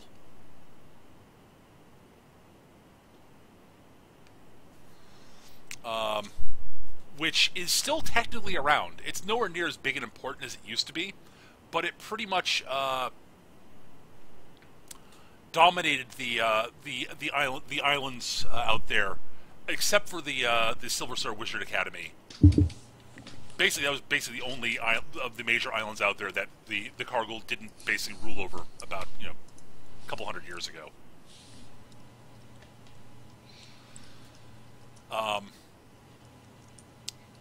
The other book is a text talking about. The other book is another history book. These are both fairly old books and are in surprisingly good condition. The second one is a book on the history of the Silver Star Wizard Academy, actually, from about 100 years after the book that the book in the Kargul is on. Interesting. At a guess, to the right collector, these would be worth a fair bit of money, honestly. I will put them in a sack. But Alvis walks up, sort of says, What's so funny about sacks? It should be very valuable. Let's put it in a bag.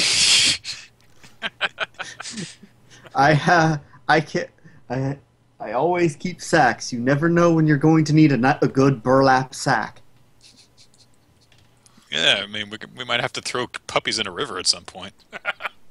I actually started carrying them because I needed something to jam over people's heads while I kidnapped them. I was gonna say, what's that? Is your next idea going to be to bury somebody so no one finds it? No, because I want these books. I want to read them. I know. I'm just messing. Anyway. But yes. Alvis walks up and says, "So, you guys seem to have been able to handle yourselves quite well. I'm quite impressed. Mm-hmm. What have you found anything of interest? Do you think these guys were probably any tied to the people who were harassing the monastery? Absolutely. Really? Most likely. Find anything of interest? A couple of old books. May I see them? He sounds genuinely intrigued. I will show him them. I expect those back. Oh, of course. I'm very greedy. He looks at them and says, well, this is unfortunate. I'm fairly certain I've seen these books in the monastery, and if they're out here, that's not a good sign for the monks. No, it isn't. Especially we ought to books. get moving over there and Books of such age should not be outside here. No, it's a terrible environment to keep them in. Put them in the Ziploc sack. I grabbed them with my tongs and put them in a bag. He hands them back to you carefully. So, If the monks are still alive, I think I would appreciate if they were returned to them, but I fully understand if they're not. You know. Well. as long as I get some time to read, I'm fine. Oh, absolutely. Well, I think we should probably keep moving and not set up camp here, if just for the dead bodies. We should not set up camp yet, no. No. We should probably do something about the bodies. Even if they are bandits, they deserve at least something of a burial. Oh, I was gonna say stuff from that broken down house over there. We'll probably build a quick cairn for them at least. There are plenty of stones around. There's enough rocks around here. We could do that. Does anyone have a torch? We could give them a Viking funeral. One of those books Next is time about... we'll be able to do Ridiculous. that. Why would you do that? Choke up the entire cavern system. No, not caverns. We just jam them in that broken down wooden house and set it on fire. And possibly set fire to the forest? Yeah, really. Yes. Only you can prevent forest fires. Or cause them. Whatever. I'm just a bear. I think Skitch is remembering the forest fire we caused in another game now. I've been in more than one campaign where we started a forest fire. I was playing it way back when I was younger. I was playing it back in high school. I was playing it a second edition AD&D campaign set in the Forgotten Realms, and we accidentally set fire to the docks district of Am. Oh no, we purposely set this forest on fire to try to distract people. Yeah, well, I was actually the one that kind of did it because I kind of deflected a fireball being shot at me by a Rakshasa. And it kind of landed on the docks, in the middle of the barrels of pitch and such, and that was kind of unfortunate. Yeah, I don't see how that could be a problem, honestly. Yeah. Fortunately, our boat didn't catch fire, and we left very quickly. Can't imagine why. Yeah, we were sort of personas non grata in Am after that. At any rate. So, while everyone's coming up with stupid ideas to how to dispose of the bodies, I'm going to start hauling the bodies into a line and digging shallow graves that we can pile rocks on top of them. Yeah, that doesn't take you too long.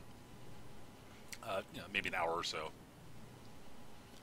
But about an hour's worth of work, and then you can sit out again.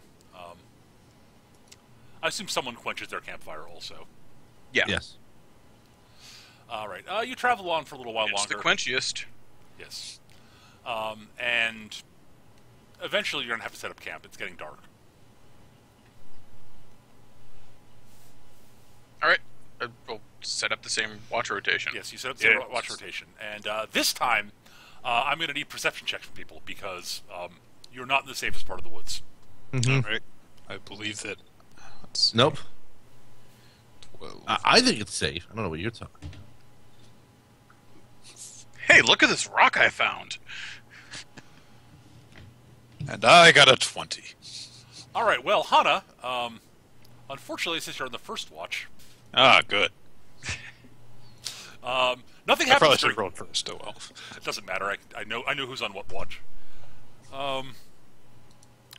Nothing untoward happens to you during the night, fortunately.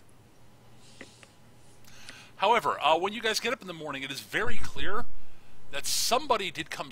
That you notice as you set out in the morning that it's very clear that somebody has been in the area. Someone bipedal wearing shoes. That's not good.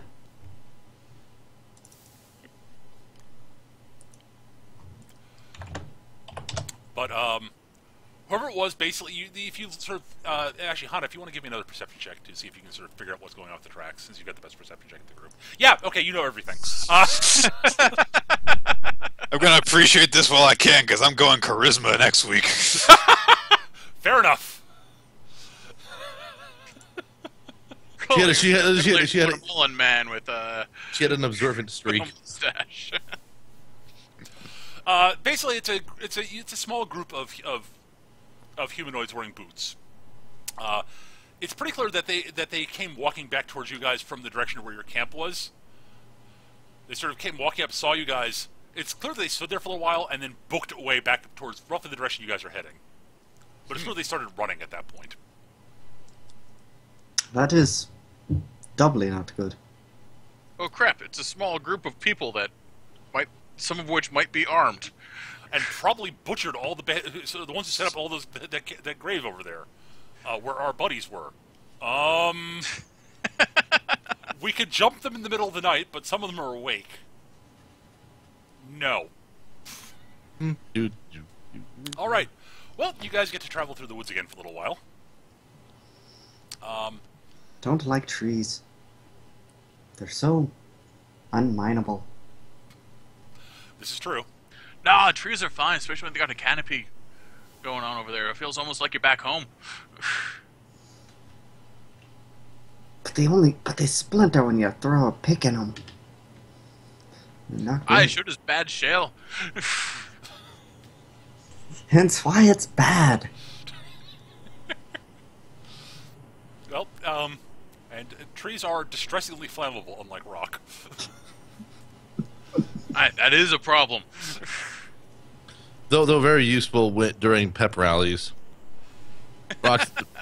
Rocks at one pep rally were just not flammable enough. Indeed. You need a couch for that. Right, well, so you travel on for a little while.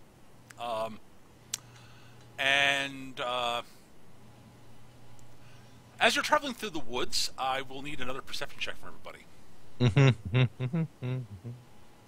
Perceptron. Hey, I rolled not ass.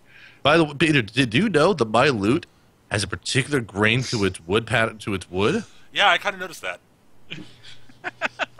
Because that's the only thing I'm paying attention to right now. Yeah, apparently. The curvature of your neck It's okay, guys. I got it. just flat. Well, Bjorn, both you and Hana, you notice that there is a fairly well-concealed tripwire. It's a hastily set up tripwire that is set up to trigger effectively a deadfall that's been set up in the trees to drop some hastily scavenged like wood and such to try to drop it on your heads. Huh. That's just stupid. If you want to, I could take care of that. I've got an idea. I can take care of it as well. Well, I mean, take care of it subtly. I'm going to kind of wave So everyone can I. to get like in hiding, away from all the falling, stuff, and then I'm going to kind of trigger it while in a way that won't have it drop on us. Okay. Stand as far back as you can and cut it with your spear. Something like that, yeah. Okay. Yeah, well, I mean, okay. You set off the tripwire, and by wire I mean rope with branches and stuff covered over it. Yeah, for some reason painted bright red. So it'd go faster. Clearly, that was yes. a bunch of branches and log stuff drop out of the trees and go thudding to the ground. All right. How much noise did that make? A fair bit. Not a lot. Yeah. Oh, okay. Oh, I think that let's hide and see if somebody comes for us. Okay. You guys can give me stealth checks then, if you'd like. Oh, I'm ungood at this.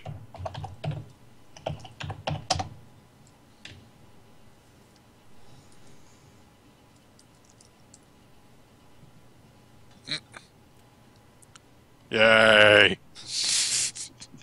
You did better than me. And you're the one that you have an actual bonus. Yep. This party is not super sneaky. Well, I think that, yeah. No. You guys wait. How long do you guys want to wait to see if anybody shows up? A couple minutes. Okay. After about 5 minutes, nothing seems to happen. All right. Might as well keep going. Sure. And you travel along for a good while longer, and then as you're walking, there's something of a path that you guys have been heading down. Sure, like a trail that's been blazed through the woods and such. However, as you get further along, there's a somewhat hastily assembled obstacle in the way. Basically, effectively they built sort of like a break, effectively sort of a wall out of branches and such, trying to basically slow you guys down. Basically, it looks like something set up to slow you guys down. And you're either going to have to spend extra time sort of going around it through dense woods or find a way to go over it.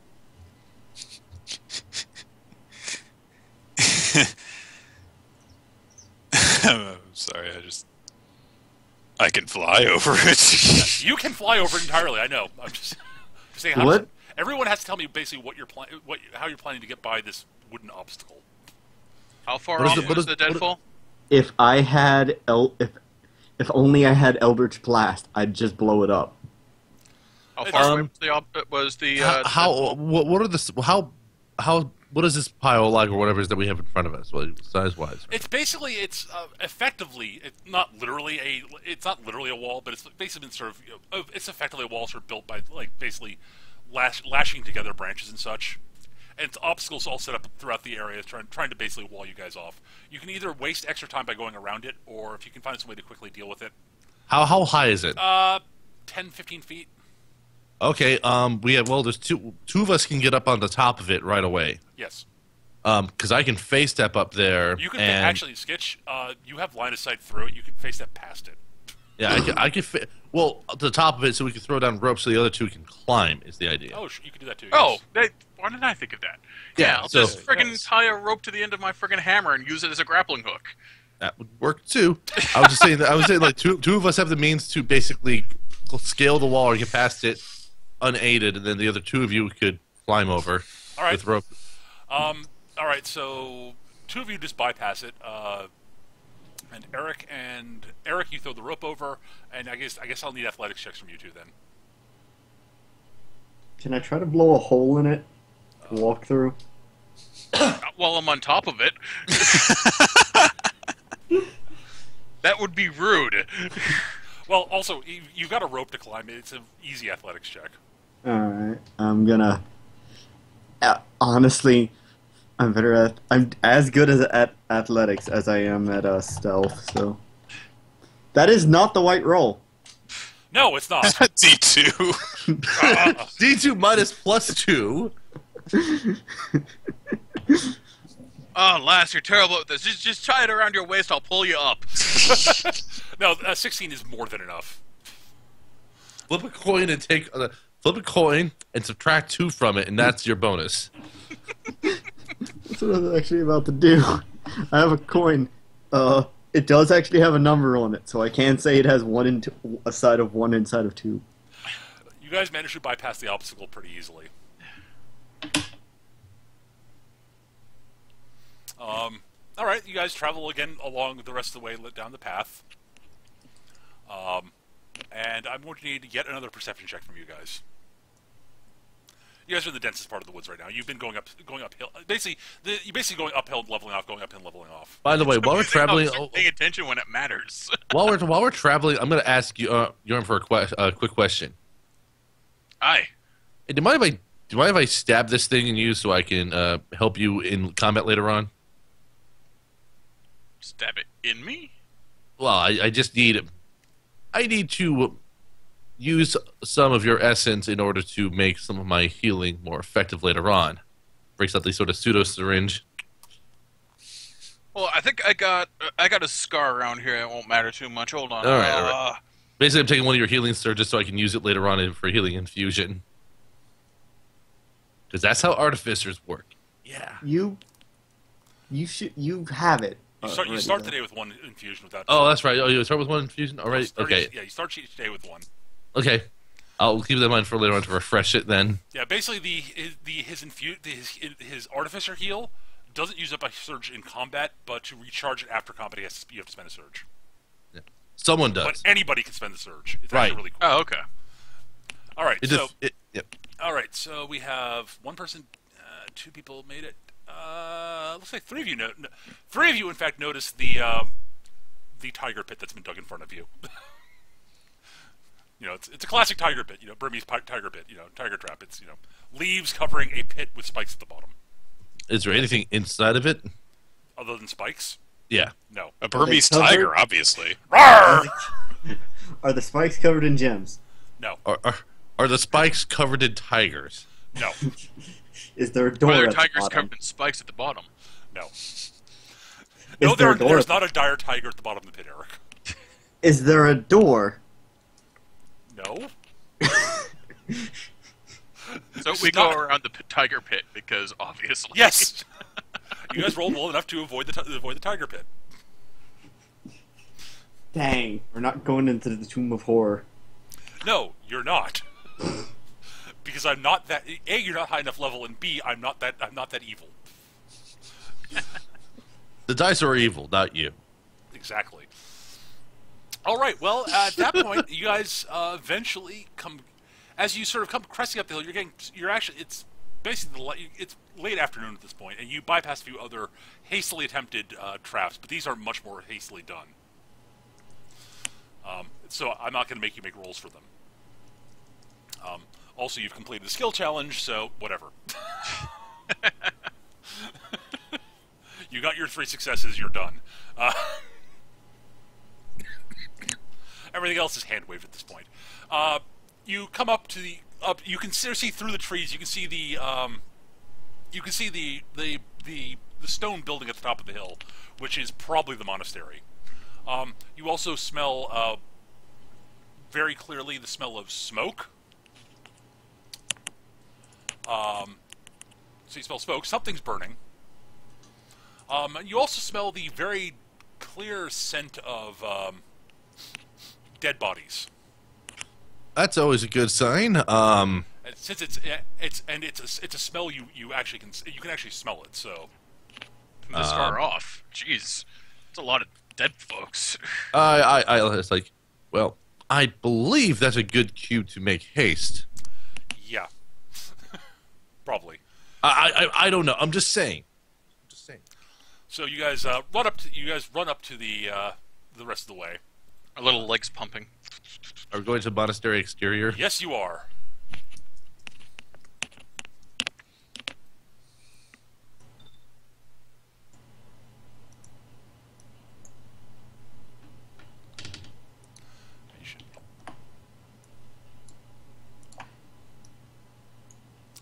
And what you notice are some human bandits who are looking kind of nervous, and some ambulatory skeletons, and 2 walking, rotting corpses. That's which you're not guessing right. are probably the source of the remarkably foul stench. That's because not they good. They're zombies. Oh, this was unexpected. Yeah! How does that work? How do you make dead things walk? Magic. Ain't never heard no magic that does that. But guess I'll smash him and find out. Yeah, necromancy is not particularly well known. It does exist, but you have to be fairly in the know about magic to know about it. So basically, I'm the only one in party who knows about it. Well, you have to make an Arcana check, basically. And if you have extremely good reason to know about it, definitively. Yeah, it's kind of your shtick. It's probably one of those sort of forbidden magics you read about and said, yeah, no, that's just not right. I was just about to ask, actually, how would true names involve skeletons? Would the skeleton, would I need the personal name, the person that the skeleton is, or would I need a true name for skeleton? Probably the latter. Probably the former, I mean. Oh. It's debatable, actually. Because I was going to make a check for that so I could, throw something out about that. But you guys arrive, and the bandits go, boss, we got company. They're here. They made it past our traps. The bandits seem kind Those of are nervous. traps. There are traps you back just there? trying to show off your craft skills because you didn't hide them too well. Oh. I don't think that talking is going to solve anything if there are undead involved. Nah, it's not likely at all. And I'm just going to move some things up a little bit so that you actually know that they're there. It's not supposed to be a surprise. They're a big surprise. Boink. And a human wearing dark robes with a gnarled black wooden staff comes walking out. And he sees off in the way far back what's his The name? walker? Yes, Alvis, and he says, a walker's recruited some mercenaries to deal with this situation. I wish I'd resolved these things more quickly, but Very well. Kill them. Hey, you. Mr. Dark Roby Man. What do you want, dwarf? We're gonna have a dwarven fun party. Right here, in your skull. We shall see. That's disgusting. I ain't sticking my dick in that. Hana slowly turns and looks at Yorm. Vindays just had a like a little just thing, like just nods a little, like that'll work for this.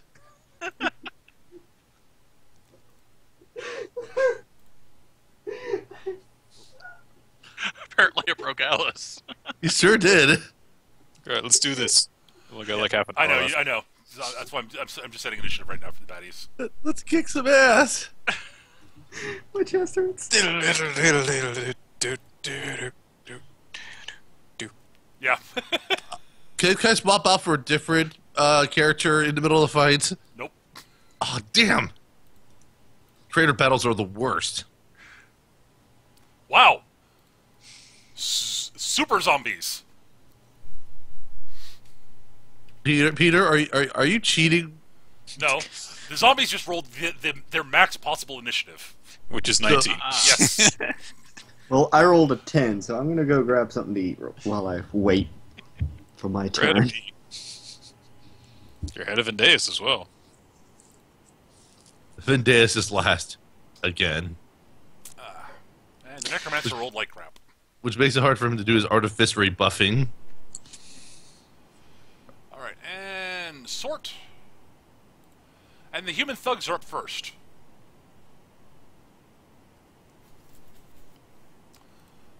They are somewhat nervous. Hi. Because they saw the body. They saw the mass grave you guys dug for their buddies. The problem is that, yeah, you guys might kill them, but there's a necromancer back there who will kill them and then reanimate their corpses. Righto. So,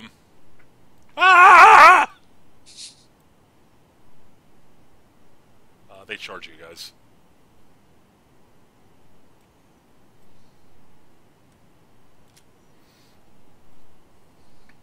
Because they really don't have anything better to do. Alright, first one on Alice. Actually, Alice went step away for a second. We'll go the other direction then. So, two of them on Hana. Let's see. Miss. That's a hit. Take 5. Mm-hmm. I'll hold off for shocking feedback for now, just because. Yeah. Alright, and I think actually Alice is hit. With a 16, that would be just enough. She does not have Shadow Walk up yet, so. Right. So Hana will. Cathro will have taken 5 damage. And as that, the human bandit goes. He will come down the stairs, step around the zombie.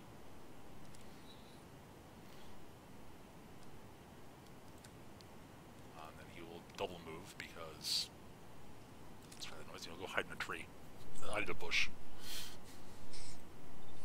Yorm. Alright, well. Shift 5. And Hack and Hugh, the two guys. Okay.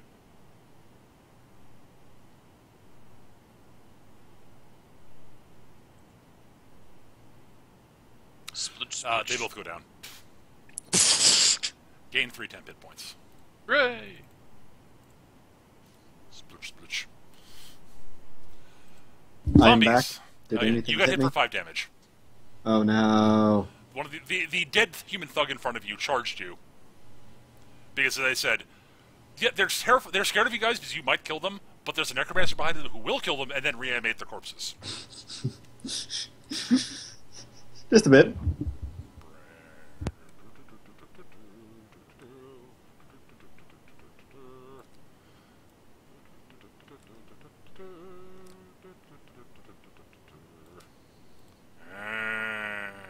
Alright, the zombies. Oh, okay. One question. First off, knowledge check. What action is it? Knowledge Minor? check could be a minor, yeah. Yeah. All right. I'm gonna throw that out and see if I can piece together anything about remember anything about the magics involved with reanimating corpses into zombies specifically. Okay. And if I can think of anything like a name or something I can use to disrupt this a bit. Okay. Arcana? Technically it would be religion, actually. Okay. For undead. Okay! I'm not going to give you... you know enough about it, about the thing about it to... I'm not sure what kind of a bonus I want to give you on this. You should get some sort of bonus. Well, I will tell you a couple things that you do know about the zombies. You'll get some information about zombies, basically. Alright. The big thing you know is that while they're very tough in general, a sudden severe strike can drop them in one solid hit. If you hit them with a critical hit, they go down immediately. They also have an annoying habit of occasionally getting back up when you think they're dead. Mm-hmm. Alright, now to actually do what I was going to do for a turn. Yep. 1, 2, 3, 4, 5. Oh, he's in range. Not cursing. I use my daily, the Vestige of Mount Valus, on the human necromancer. Okay. This is versus reflex. Okay. You hit. Boom! You take 16. And he cannot walk or run Okay. until he makes a save. And I gain the Vestige, which you already know about. I am now in the Vestige of Mount Valus. Vestige of my spells hit my wills hit extra hard. Yes. Hana. If we don't move too far away from where you are, I can give you a benefit for later on, but I think I know what you're going to do right now. I'm going to just use my 5 storms right now. So, let's start with Human Thug 3 and then 4. Hit. Yep. And miss, but I use my flurry of blows to kill him anyway. Yep. Yay! Splooch. So you don't want me to move very far? Yeah, don't move too far away. Like, if you want to move up to a zombie or something to be adjacent to it, you can. Okay, yeah. All right. Medeus. Oh, important note: the skeletons do have bows. Mhm. All right. Short bows, Right. but they have bows. Right, so what I'll do is move up here. Resistive formula on Hana. Ooh. So you get a +1 power bonus to AC till the end of the encounter. You can end this bonus to regain temporary hit points equal to your surge value +2. Right. And it says it's free action. You can use it anytime you want him. And then I'm going to go ahead and use magic weapon against Skeleton 3. Okay. I hit him. Hana, you got a +1 bonus to attack rolls and +2 power bonus to damage rolls until end of my next turn. Sweet. Yeah, that'll be my opener for now. All right. Well, the skeletons are up.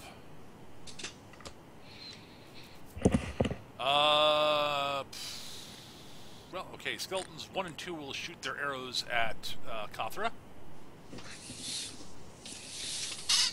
Twang. That'll miss because of your Shadow Walk. That will hit despite your Shadow Walk. Take 4. And Skeleton 4 will attack the closest enemy, which is Hana. And miss. Alright, the Necromancer goes. The Necromancer cannot run or walk currently, you said? Okay. Yes, it's a save ends, cannot walk or run. Alright. Well, then he will use... what will he use? What's the range on that?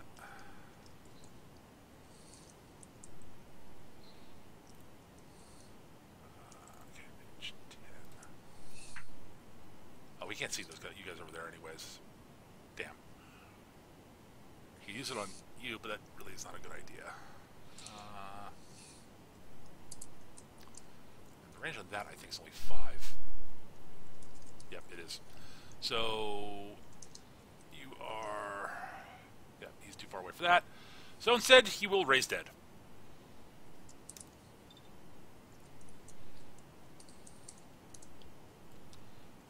He summons 4 more skeletons.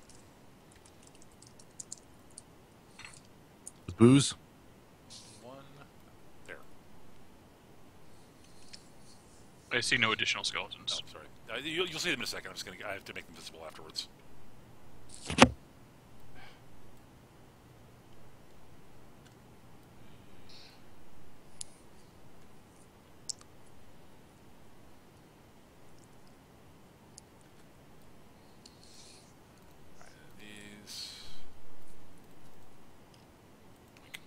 He summons 4 more skeletons. Basically, various dead bodies. Skeletons rise up from dead bodies around the place. Take up weapons. So, that is the Necromancer's turn. He will make his saving throw against. He is no longer. He can again move. The bandit goes. You could have shifted. It wouldn't have helped him much. Let's see. Doop, doop, doop, doop, doop. He walks around there and attempts to thunk Vendeus on the head with his mace. That's just mean. Bonk! Clunk. You are dazed. Yeah. Alright, we'll use that for dazed. And then he'll shift to square. Boink. Bjorn! Oh, we can't be having that kind of bullshit. Yeah, unfortunately for him. Charge. Bull charge. I want to push him back up towards Hannah. Okay.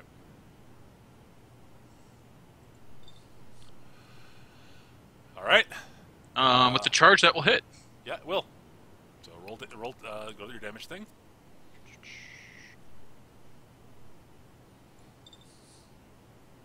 That was unimpressive. And no knocking prone, unfortunately. Actually, no, he knocks him prone. His Yep. fortitude's 12. Oh, wow. Boink, bonk. Boink. That's perfect, actually. And he's It's- marked, obviously. Oh, yeah. Mm-hmm. Halo. Orange. And he took 10 damage. Yeah, That's I nice. rolled poorly. That's nice and easy.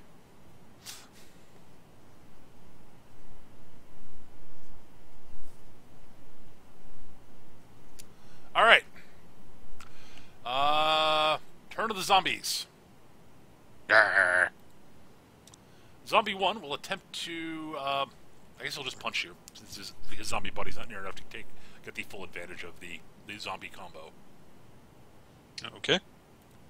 Zombie punch! Wow. That's a 1. Yeah. Zombies can ponder?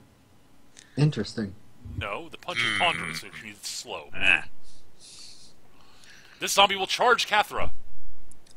Bonus. That's a hit. Bonk! Take 12.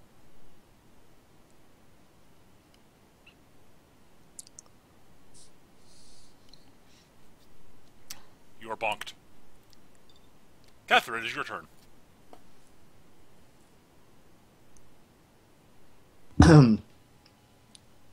Ow. I'm going to second wind, minor action. Yeah, because you're a dwarf. Yep. I love being a dwarf. Hold on, my mouse is not playing games.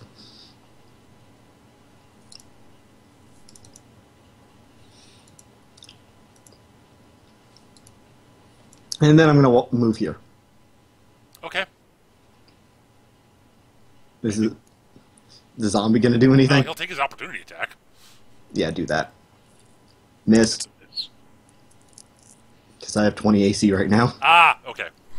I still have concealment and +2 from second wind. Right. Second wind. This will be Clarion Call on Skeleton 2, 6, and 5. Okay. Versus Fortitude. Okay. Which is a whopping 14. Top to bottom, left to right. You hit one of them. I hit the one in front of me. Yep. Yep. It goes away. 3 temporary hit points as well. Yep. All right. I'm not done. Okay. I'm going to action point, Okay. and I'm going to cast Eyes of the Vestige on Human Necromancer. All right. I'm kidding. Not even close.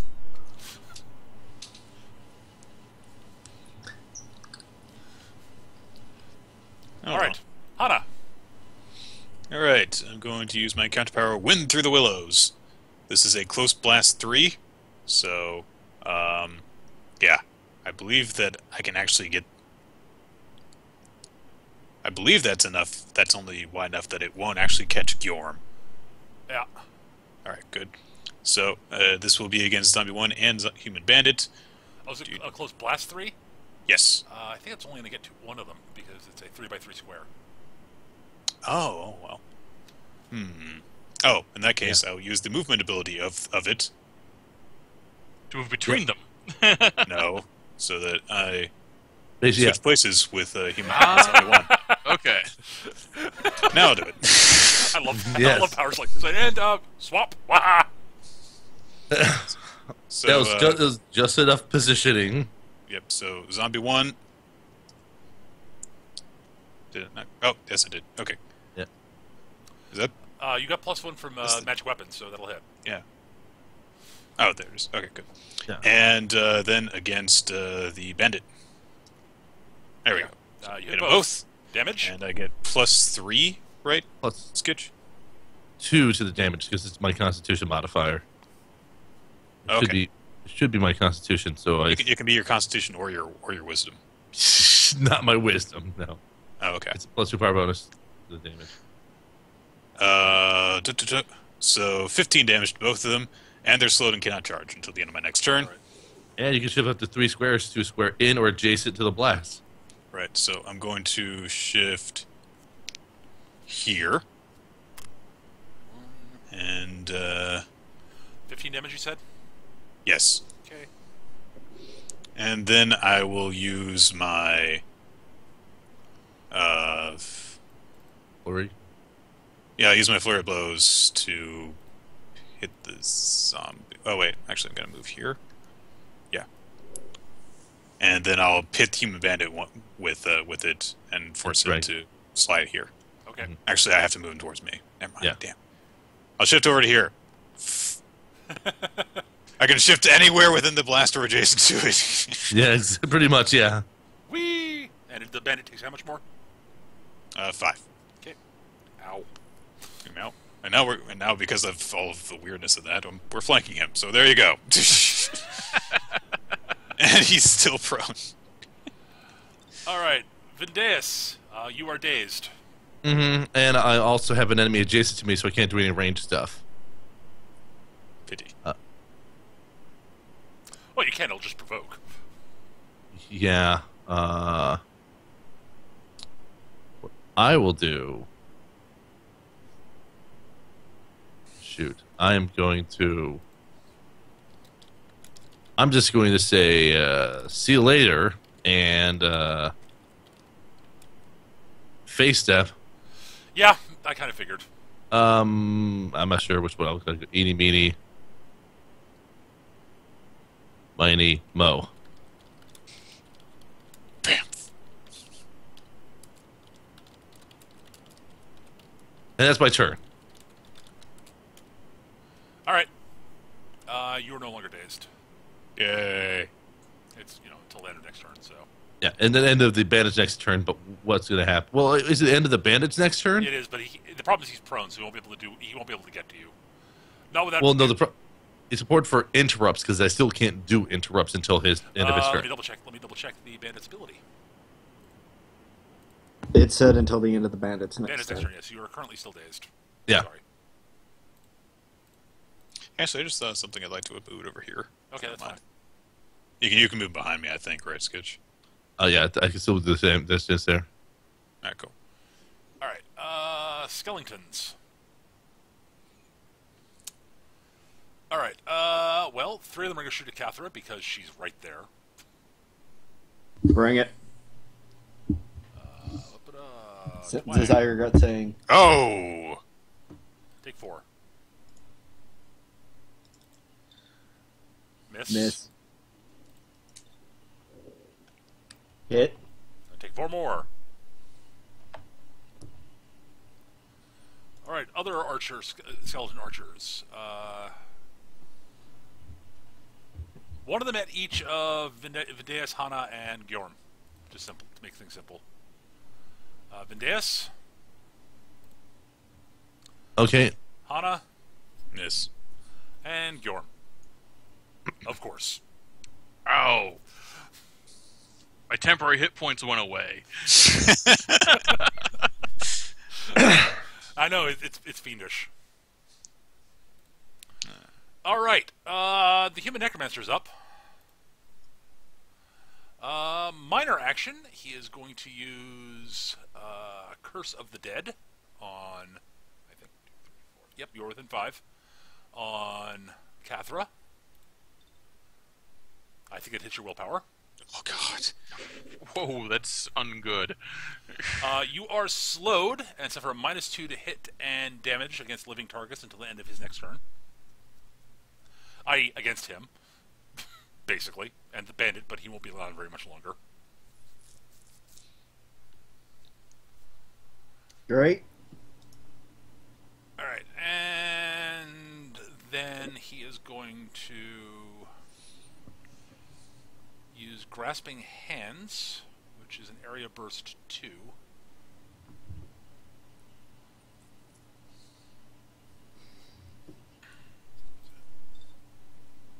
So you're already slow, so it's not a big deal. But actually, does he want to do that this way? No, he's going to do it the other way around. Sorry, I forgot to do something. He's going to use his move action, Hex Jump. He swaps places with you. Oh, that's boy. ungood. Yep, Yeah. there we go. Then he's going to use Grasping Hands on you. Bonk. Misses. Oh, okay then. And that is his turn. Good. You got me away from the zombie. Yeah, but there are other reasons he did that. Human Bandit will stand up because being prone is stupid, and he will attempt to stabinate Gjorm. Well, not stabinate, but bonk. He will miss. He may shift a square. He chooses not to because he does not want to provoke an attack of opportunity. Or provoke a combat challenge attack. Gjorm. That necromancer's a problem. You guys have this bandit handled, right? I think so. Mm-hmm. 1, 2, 3. Is he going to do opportunity attack on him or no? He will. Yes. Okay. And then I'll charge the necromancer. Okay. No, because there could be something that happens as a result of the opportunity attack. Okay. He hits. Okay. I take Okay, 11. he hits. Then shocking feedback on him. Shit. I hate missing with shocking feedback. Yeah, Never it's mind. All right. And do your charge. Aha! And I'll use my daily driving attack. You can't do that on a charge. Driving attack can't be used on a charge.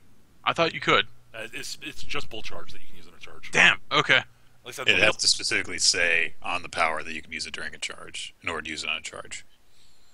charge attacks have to be either a basic attack or say that it's Right. say that it can be used instead of a basic attack. Yeah. Okay. You can use an action point to use and your then use your daily afterwards. Yeah, I might do that. All right, roll your charge attack. Ah. Oh, wow. Oh, That would have been that's- nice to use on the daily, wouldn't it? Yeah. Well, so just click the damage button so we can confirm how much it's D10 Is it- plus 7, right? So it's 17 plus the crit bonus for your magic weapon. Mm-hmm. What is the magic weapon? Is it D6 or D8? I think it's D6. I made a button for it. So D6. Yeah. there should be a button there a for it crit in there button? somewhere. There should be a button. It should be at the bottom of the damage thing, labeled Z, with the Z in front of it, but near the end. I don't see it. It should at will damage Z Dwarven Thrower Craghammer critical damage. The big long button. Ah, okay. So 22. 22. Ow. Well, that got his attention. Yeah. So that brings him down to 23. He's bloodied. Would you like to driving strike? I would like to driving strike. Okay, action point. That's a miss. That's a miss. Aw. Damn. I don't think I get anything special for that, for No. missing. I don't believe. Oh, half the damage and I push the target one square. Oh yes. So roll the damage and then have it, and just divide by 2. Ignore the secondary stuff. Yeah. So 7 damage. So 11. Oh, that's... Let's see. Where's the halo? There we go. Orange. Come down here. You have to push You it. have to push away from. Oh, right, I have to push him. There. Actually, you know what? I don't want to push him. That's fine. You leave him there. Yeah. Zombies.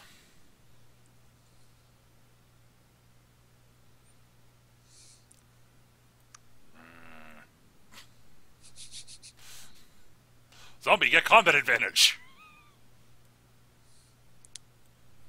Zombie try futilely to attack monk. Yeah. And zombie 2 on Eric, plus 2 to the attack roll. 19 will still not hit. Cathra, you're up.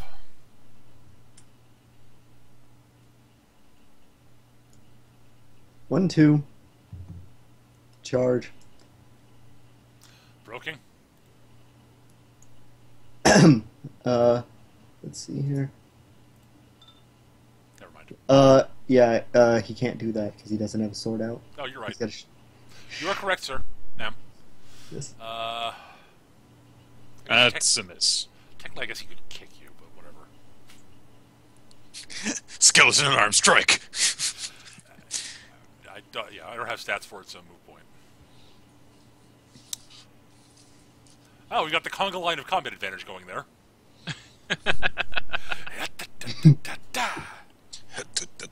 Hey! Hana, you're up.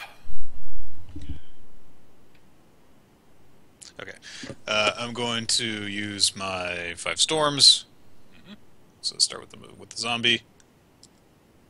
That's a hit. Second hit. All right, damage. 8. Okay, that'll finish off the bandit, I believe. Yep, it does. All right. My hammer deals 3 damage to the zombie. All right, zombie takes 3. That's zombie And, 1. 1. Yeah. So 24 and 8 more on top of that drops him to 16. All right. He is bloodied. All right. I'll use my flurry of blows on him. So 5 more. Yeah. Down to 11. Move him over here. Uh, All right. I'm going to use my. Let me see here. Yes, good. I will use my movement action. Let's see. Right. I'll use my drunken monkey movement action, so I can move my speed plus 2. Can't do that. Yes, I can. Because you're using one full discipline for the attack. You can't use a different full discipline for the movement. God, that's such a stupid rule.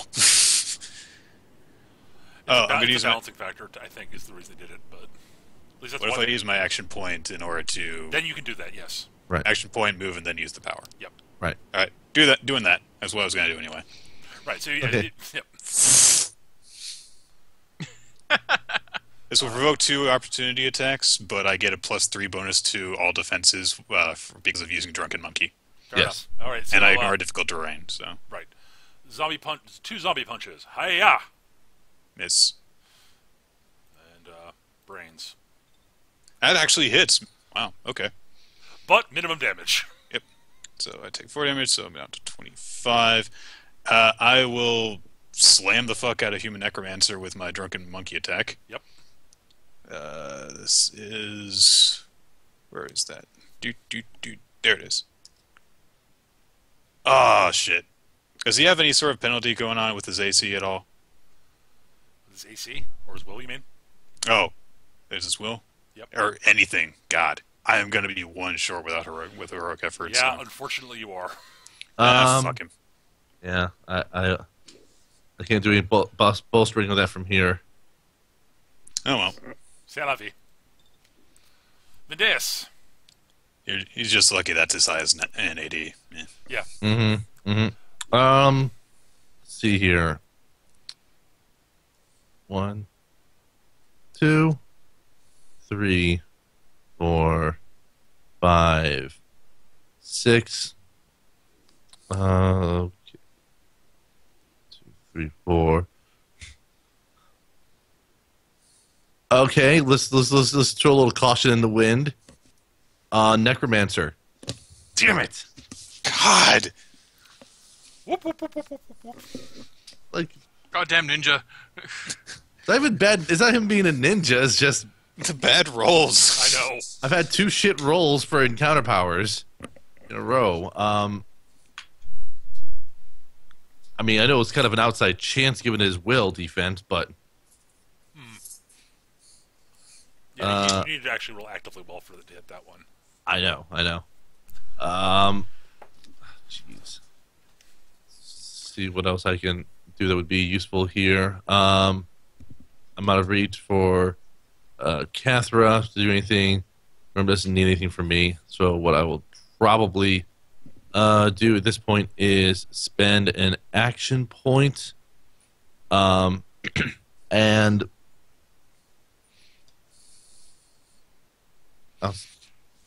actually no, I'll hold off on the action point for now, and that'll Okay. be it for my turn. Skeletons. What's this? What's this? Yes. There's enemies everywhere. What's yeah, this? pretty much. They're beating up our master. Skeleton 6. The skeletons up here. The skeletons near Cathra will put away their bows and take out their swords.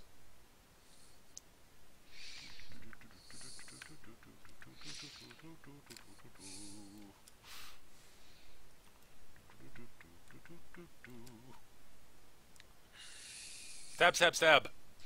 2 of them with combat advantage. Misses. Miss. Take 5. Oh, I forgot they can shift before the attack. I forgot about that. Oh well. Didn't matter, but... Bloodied again. Does an That's 18 a- hit you? Yes. 5 more.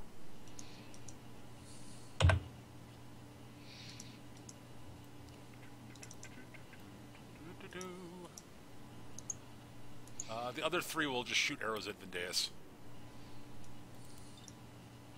I think it hits you. Yeah, it does. Alright. So take 4 sketch.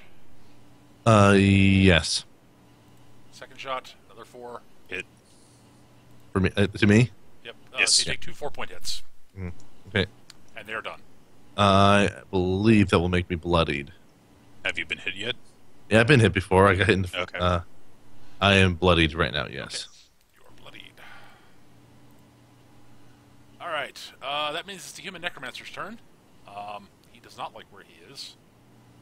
Good. Unfortunately, the power he'd really love to use to help him get out of this won't actually work. First off, let's see if the hex jump actually will recharge. No. Nope. He could summon more skeletons, but that actually won't help him right now.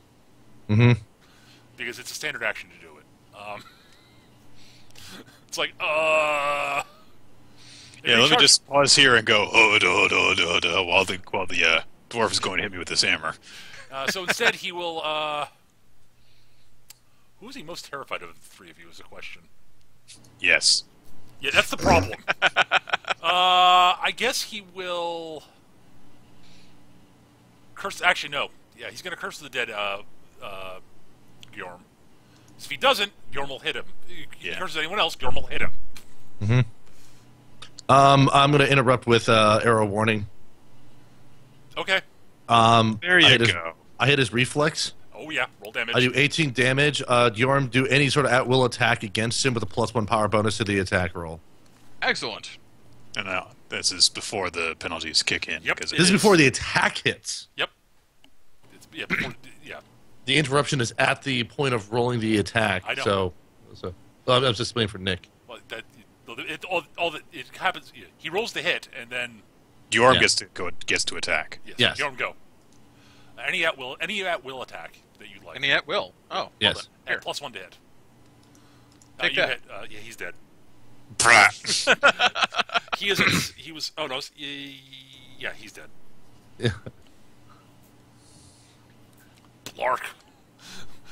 And Arrow sings it. And he's like, "I'm going to curse you!" And thunk. Ow! Thack! Thunk. I'm glad at least arrow warning has worked both times it's needed. Yeah. Her warning is kind of awesome. It's amazing. All right. Well, you still got some undead to clean up. And now it's Gyorm's turn. Yep, Gyorm, you're up. Well, I seem to have this zombie right here. Yeah. Brass strike him too. Crunch. All right, roll damage. 16 on zombie 2.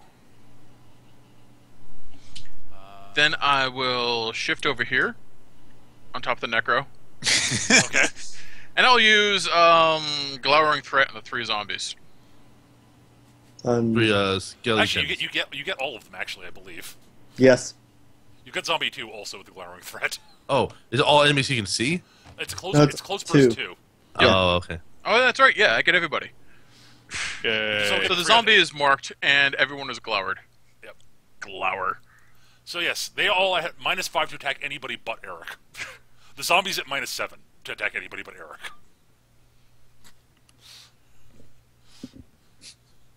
So after striking down their master, Gyorm stands on top of his corpse and goes, "Ah!"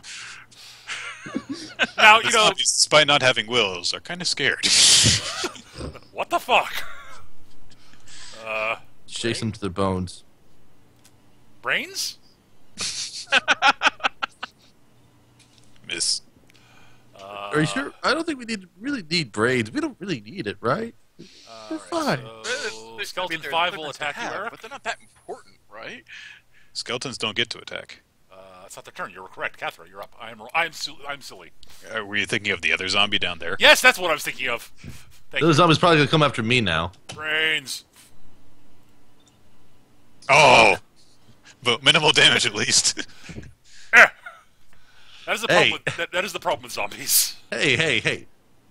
Please. No autographs. Boom.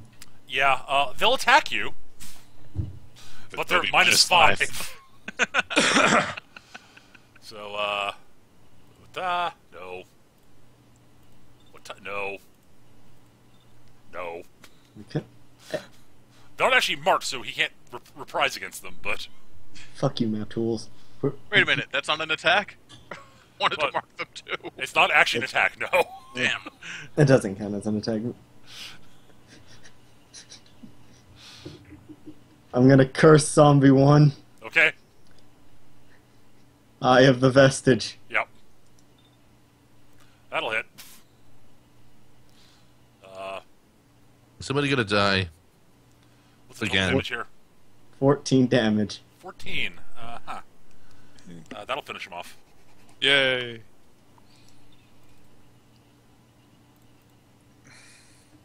Actually, hang on a second. Before the pack boon goes off. Deathless Hunger, I forgot this. Yep. 1 hit point! Yay! I'm okay. So the pack boon does not actually trigger, sorry. It didn't do anything. I know, I'm just saying. Just technically saying, It technically doesn't proc. Oh well.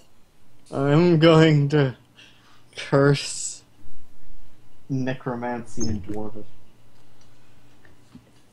Just some, Sketch can probably hear it, and his ears turn red. He's cursing and she's cursing in Dwarvish. In very, very explicit ways that make you. Actually, Vendays gives you a thumbs up when he hears that. I hit the skeleton and then the zombie with my 5 storms. Okay. Roll damage. I was expecting 11. you to shift into the skeletons and Okay, kill well. them all. So 11 to zombie 2, and that one's dead. My hammer key focus hits the zombie for 3 more. Uh-huh. I use my spear to extend the reach of my flurry of blows to hit skeleton 1 It goes away. for 5. So he goes down. My hammer triggers again and hits the zombie for 3 more. Zombies in single digits. Yep. And I can move after I attack, right? No. Oh yeah, that's right. Yeah. I think you can. Yeah. Yes. The 5 storms is a shift, isn't it? Yep, it's a shift to 2, so I'm going to move over here. And that's my turn. Vendeus. 5 storms is so good. Yes. Look at I this feel like using this burst on people, but they're not in the right place. Oh wait, I can just go right in the middle of them. Woohoo! Let's see here. Got to deal with this zombie one standing next to me because that's a bit of an annoyance. Brains. Oh, hush you. Yes. We all know you like it. So what I'll do is, An improvised attack, jam an arrow in its head. no, nothing that interesting. Geez, in order to make this, okay, I will. Lick it on the nose. I found that's really distracting in a fight. Plus, you might knock it off. Yeah, I'm just going to shift back by 1, Okay. and then shoot it with a magic weapon. Okay. Oh, you crit it. It's dead. It does not get its deathless hunger against that. 16 damage. Well, A was at 1. Yeah. B but- was But if you crit a zombie, these dies zombies they die automatically and do not get deathless hunger. Yeah. Like it just sort of shrugs a little bit, and there's a little flourish, and then also he also healing words himself, majestic words himself, and then slides himself over here, so he's out of line of sight for the skeletons. Maybe not really. There's one of them you're definitively out of line of sight of. Yeah. But just going to kind of give him some cover at least. And I get how much surge value back? That plus 3. Cool. All right, skeletons. 24. Nice. Oh, hello. They're not very smart. Well, and also they can't Or really very do accurate. anything else. Yeah, right. I mean, yeah. Again, pulling out melee weapons at this point, Gar. and then he is going to longsword, which he can shift 1 square before making the attack, and will attack Hana. Okay. 1, 2, 3. Yep. Yeah, that's fine. Attack Vendeus. Take 5. That's it. I don't listen to Brubeck. What do you do? And then the free shift before the attack, and attack. No. Yorm! Gar. I don't much like being flanked, so I'm gonna shift back 1. And then I'll try to finish off the zombie. And not much caring if I give it combat advantage. That'll hit. Bonk. Uh-huh. Damahe? That'll kill it. It's down to 9. Bonk. Kunk. Actually, technically, that's hunger? No. Nope. I smashed the skull. See, when fighting the undead, always remember to remove the head or destroy the brain. Brain? Brains? All right. Or police. Kathra! Zombie skeleton 4. I don't like. I'm gonna hit him with my hammer. Okay. Okay, Damn that's a right. hit. It shatters into a bunch of bones. Hana? I'm sensing 5 storms. I only needed to hit one anyway. Yeah, Flurry bow sticks. I know. Actually, I can. No, I don't. I can't do that. Never mind. Yeah. All right. So they're down. And there is a lone skeleton left. I'm not going to make you. Yeah. God. All right. You have dealt with the necromancer and his undead, and the poor sucker bandits that he hired, who did not know he was a necromancer when he hired them. They realized the necromancer when he started animating dead bodies in the monastery. Actually, okay. And we will pick up next session, because we're going to wrap up here because Nick's got to get going. Yep. We'll pick up next session with the exploration of the monastery, because you guys probably don't want to find out what the hell's going on here. Okay. Well, I gotta go basically immediately. So bye, guys. Thanks for joining us, Nick. Bye, We'll Nick. see you next week. And that's going to be it for the game for this week. So thanks for watching, guys. Hope you all enjoyed it. And we'll hopefully see you guys next week with more Dungeons & Dragons. Take care. Bye.